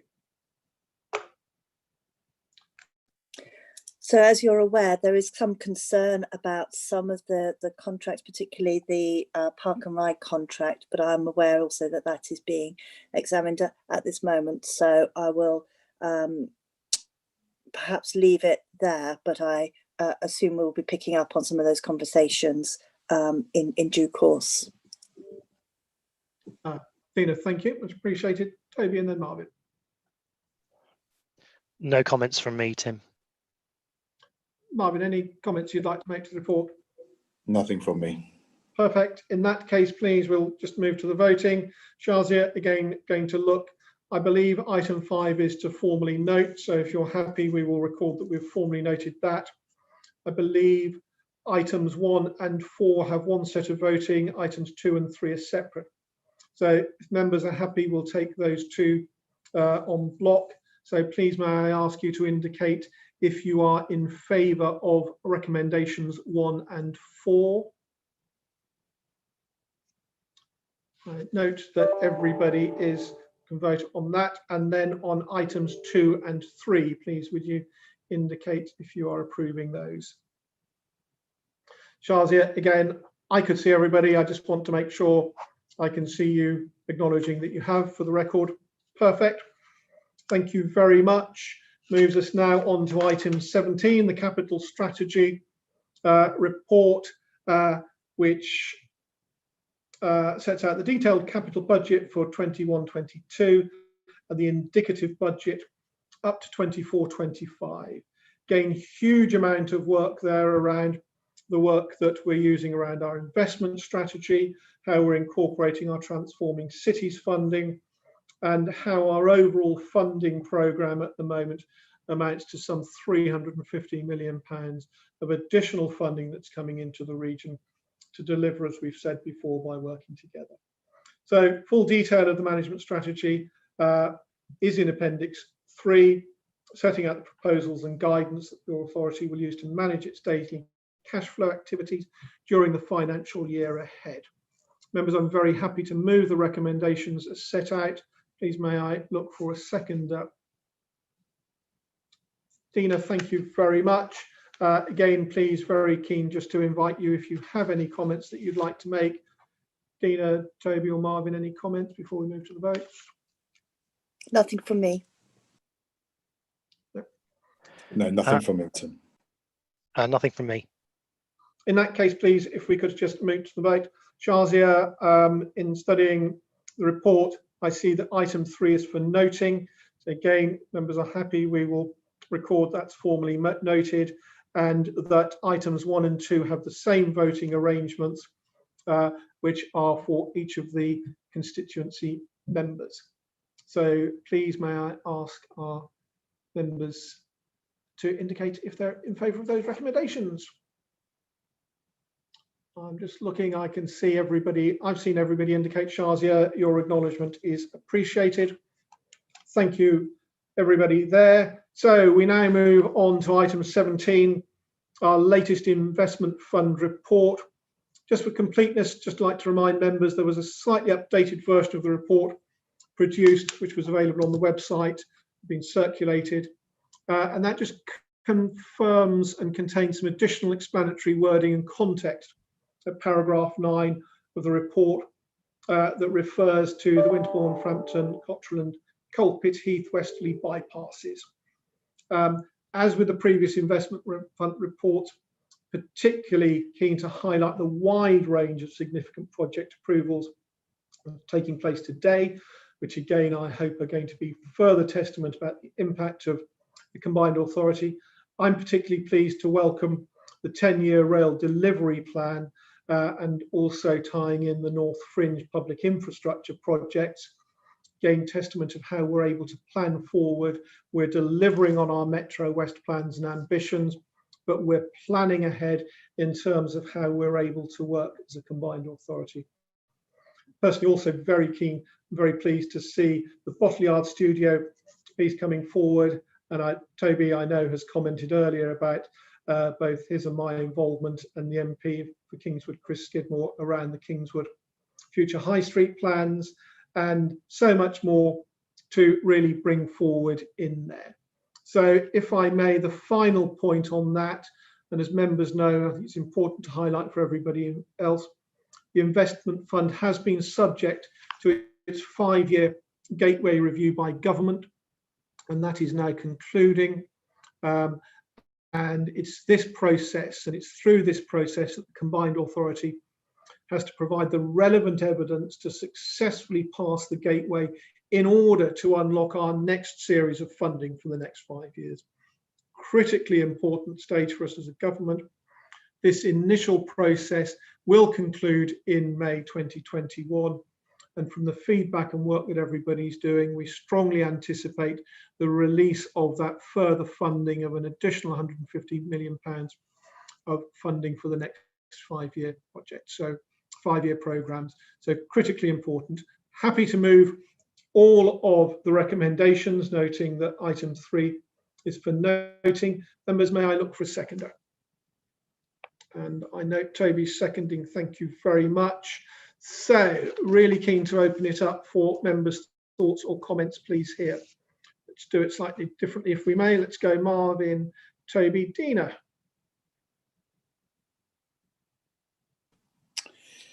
Yeah, thanks, Tim. And we do welcome this, and we think it's great to have Bottle Yard come through as well.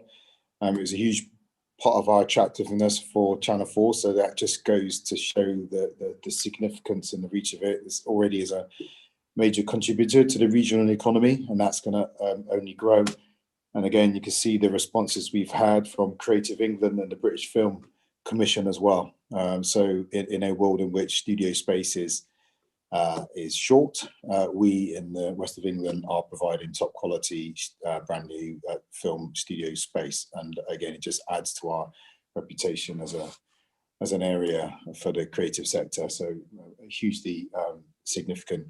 Again, just if I just to play a little bit, I really admire just if I can cross the border, what's been done around Kingswood High Street as well, and we really want to recognise the importance of us all taking care of our high streets and our local centres as well. We'll bring some forward in the future, looking at Stockwood, Shire, Church Road as a kind of a first tranche. But as we look at the changing nature of our economy and the pressures on our communities, really supporting our high streets through the evolution they need to go on now is going to be hugely important for us in the future as well. And we're looking forward to that future work as well. But great to work with you on it, and thanks, and great to get the support.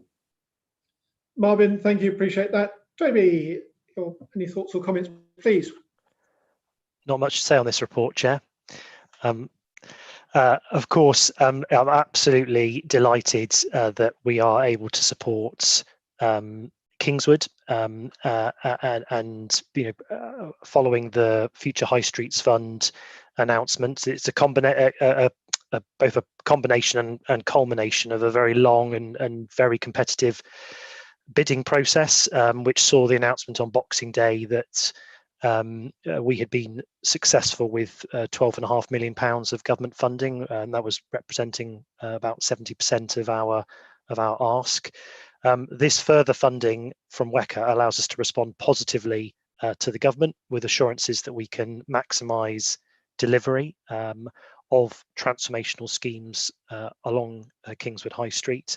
And this will also be backed by a report that is being considered by South Gloucestershire Council's Cabinet on Monday, where we're seeking to use the borrowing that we have set aside as part of our property investment strategy into place shaping. So we can now proceed to acquire property, complete the restoration of the Grade 1 listed Whitfield Tabernacle. It is a scandal the way that such an important and treasured piece of history has remained derelict and unloved for so many years. We've now got the answer to that, as well as developing design options for Regent Street and how we can promote active travel and greater walking and cycling to our communities. I'm really pleased to see the progression of the strategic outline business case for the two bypass schemes. allowing us to address existing problems on our network and to be able to cater for growth that is already coming down the line with planning permissions that have already been granted. And just want to reflect the comments from Councillor Labuschagne, who spoke to us earlier, to really emphasise that these are multimodal. We want to provide choice for people however they choose to travel around the area, whether that is on public transport, whether that is on a bicycle, and that they do not have to use existing and often very narrow roads through our villages. And I think you only have to look at a short distance to Stoke Gifford, where that most recent of bypasses that we have delivered, and it is not just a road. It includes bus priority. It includes segregated walking and cycling routes. It is multimodal, serving anyone, however they want to travel around the area, and that's an important principle that we want to continue with new transport infrastructure schemes like this as well. And recognising that is complementary to the Yate Park and Ride that is also been the subject of a delegated approval that from previous decisions that we've made. Finally, just to say that I welcome the 10-year rail plan that builds on and the funding for that, which builds on the investment in Metro West, both 1 and 2 phases, and the ongoing work at Charfield. Yeah, thank you, Chair. Might have said a lot too much there, but it's a very positive report with a hell of a lot of content.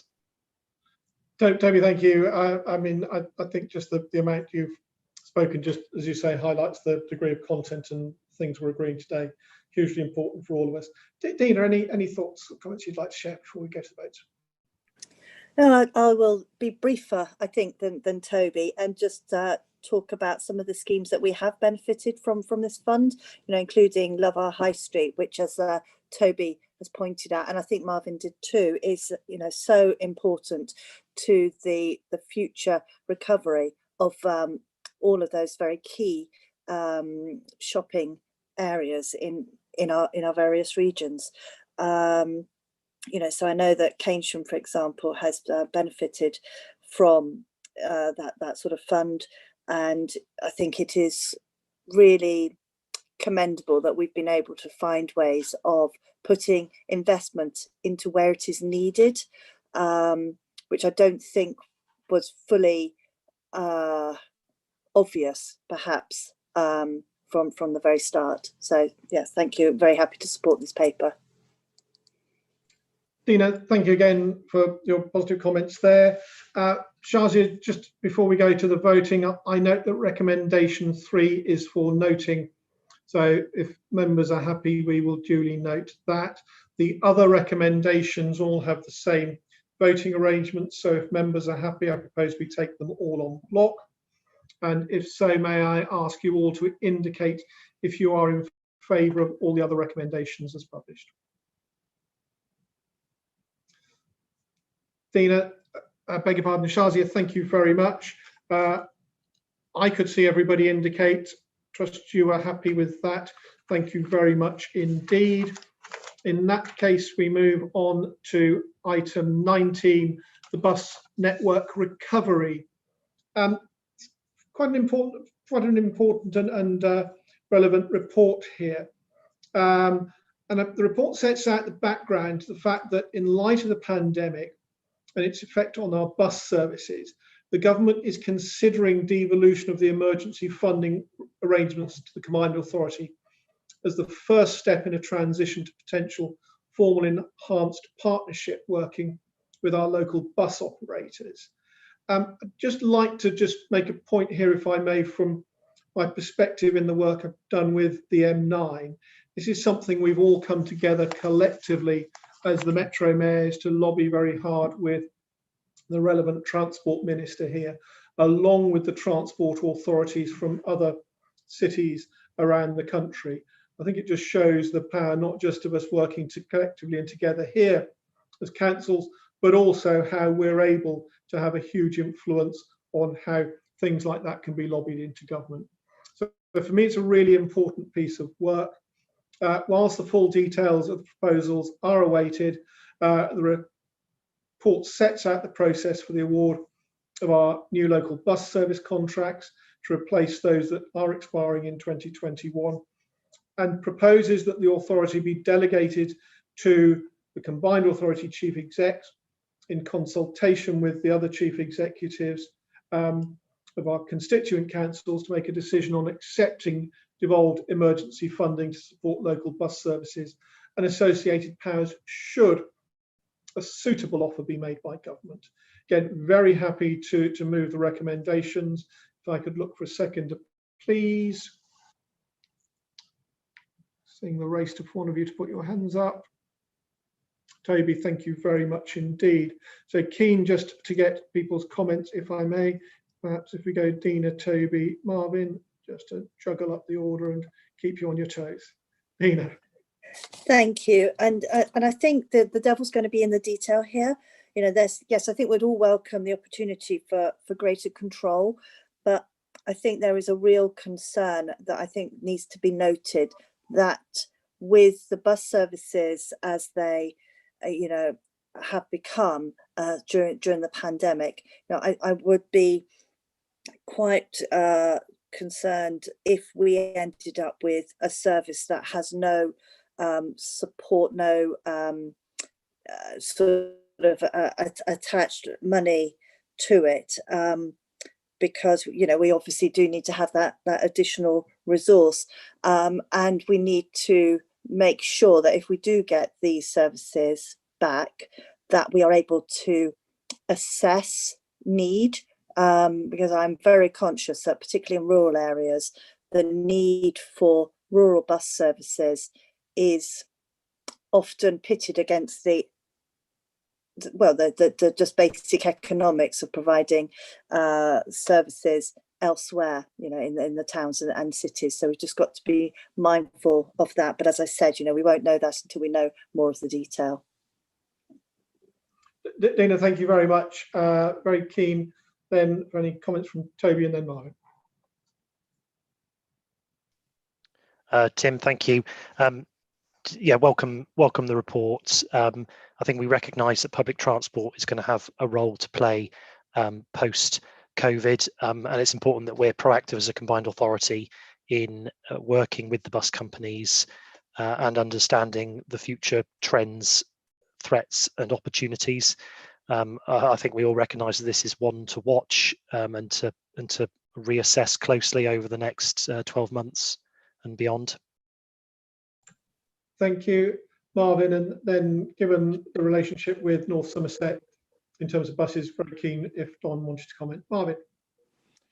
Yeah, thanks, Tim. I mean, Dina's points there actually echo some of the concerns we've raised around the promise of franchising, which some people see as the cure to all public transport ills, but come with incredible financial risk as well. That a number of people have not been, acknowledging that we know we want power, the leadership over our transport system in the city. That'd be great, and we want it to be adequately resourced. You know, our concerns are that the buses won't recover for some time as yet, which brings with incredible risk. So those routes we don't just have the traditional routes that are seen as unprofitable, but we have increasing numbers, and perhaps all the routes are not being seen as unprofitable. So what we have to be careful of is that we're not taking a hospital pass from national government here. Any funding would have to be considerable to make sure that we don't end up in a horrible bun fight down here, trading off routes against routes. We want a comprehensive bus offer. I note kind of an indication that there wouldn't be much flexibility in the envelope.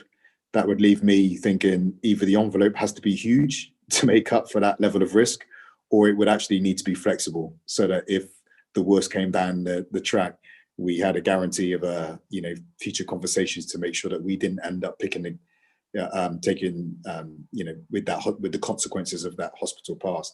So we welcome we take the principles and support that, approve it, but lots of health warnings around it.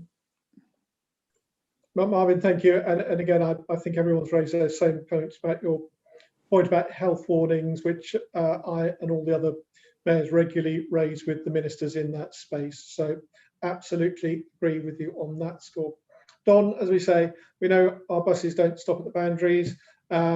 Very interested if you had any thoughts or comments you'd just like to add. Well, it's the sheer uncertainty, isn't it, really? And I think Marvin made the point around the timing of this, because, you know, if we overlay this with some of the climate change aspirations we have about different vehicles, you know, the investment for bus companies is a considerable period of time.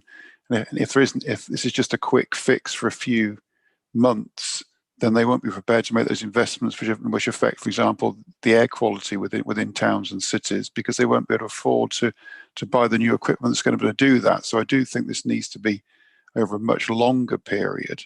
And if we are going to attract people back to public transport, which I think if we are going to achieve our aspirations around climate emergency, then this is going to have to happen.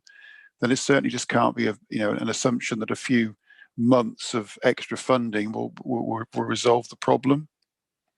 You know, the contrast between what's happened with buses and what's happened with trains over the last many years is certainly very eye-opening and gives government priorities, doesn't it? And I think the bus network is, in our area, is probably at least as significant, if not more so, than the train network. So yes, let's adopt what's being put forward, you know, in these schemes. But the ask back to government is this is a 10-year project, not a 10-month one. Don, thank you very much. Appreciate your thoughts and comments in there. May I ask the WECA members, we have 3 recommendations, quickly skimming down. They all have the same voting arrangement. So if members are happy, could we take them on block? And please, would you indicate if you're happy with the recommendations as set out in the report, please? Shazia, I was happy I could see everybody indicated accordingly. Your nod, I'm taking as you are from the legal perspective. Thank you. The final main item for today is item 20, and this report seeks approval to undertake a study to develop our evidence base for producing a transport decarbonisation issues and options paper. As with all things in this space, it is really important that we do the detailed work in these spaces, particularly around transport, to understand how we can develop processes that are going to reduce the number of car trips, increase the uptake of low carbon vehicles, increase active travel, public transport usage, and so on. So it's a very important piece of work, but to do that, we do need that serious work and evidence to be undertaken. That then actually allows us to come up with a set of options that we can all then formally consider in terms of how we move this forward. So again, members, very happy to move this report. I'd just like to look for a second, if I may. Was that Tina? Sorry, Marvin, thank you very much. Open it up for conversation and thoughts, please. If we go Marvin, Tina, beg your pardon, and then Toby. Just Tim, I'm not saying it can do everything, but I think it's important that clearly we need to talk about the very nature of transport, the methods of transport that are on offer and that we make available. But it does also need to speak to planning and where we put stuff, homes, employment, land, because that will be in some sense the determinant of what is needed. That will be a determinant of transport demand. So I suppose it's not just about transport chasing where we're going to end up. It's making sure that our considerations of transport help determine where stuff is going to go. And if we can make reference with that within scope, I think really welcome that as well. Again, if I may, I'd absolutely endorse that. And again, it goes back to that ability for us to work together across those authorities, across all these different plans that we've got in place to make sure they mesh together. So good point. Tina. Thank you. Yes, I think, this is just a repeat comment. I think we welcome the study, but as ever, I think we all would want to go get there sooner. So we do want things to get to be done faster. But overall, welcome this step in the right direction. Thank you so much. Toby, any thoughts? Thank you, Tim. Yeah, I'd welcome this study and sort of the exploration of options to meet our climate emergency and low carbon objectives. The West of England has always been a leader in innovation, not least around engineering, and I'm sure there'll be many fascinating developments that come out of this work. I'm pleased to see that this is feeding into the wider Western Gateway transport study that recognises how our combined authority area, interlinks with that wider region, and the importance of that regional connectivity to meeting our economic, social, and environmental objectives. Toby, thank you very much. And Don, always keen to get any thoughts. Appreciate this a combined authority voting point, but as Toby's rightly said, it's important we're considering how our public transport and other corridors work across the regions. I don't know if you've got any other thoughts you'd like to add? Just supporting Toby in that view that we need to consider the whole of the economic area, don't we? Within this, the carbon won't stop at different borders. So I think, and I also welcome the Western Gateway approach as well, because I think this is a far bigger thing than just this economic area. Thank you. Thank you very much indeed. So in that case, friends, just move to the voting. I'm looking quickly. The voting arrangements are the same for both of the recommendations.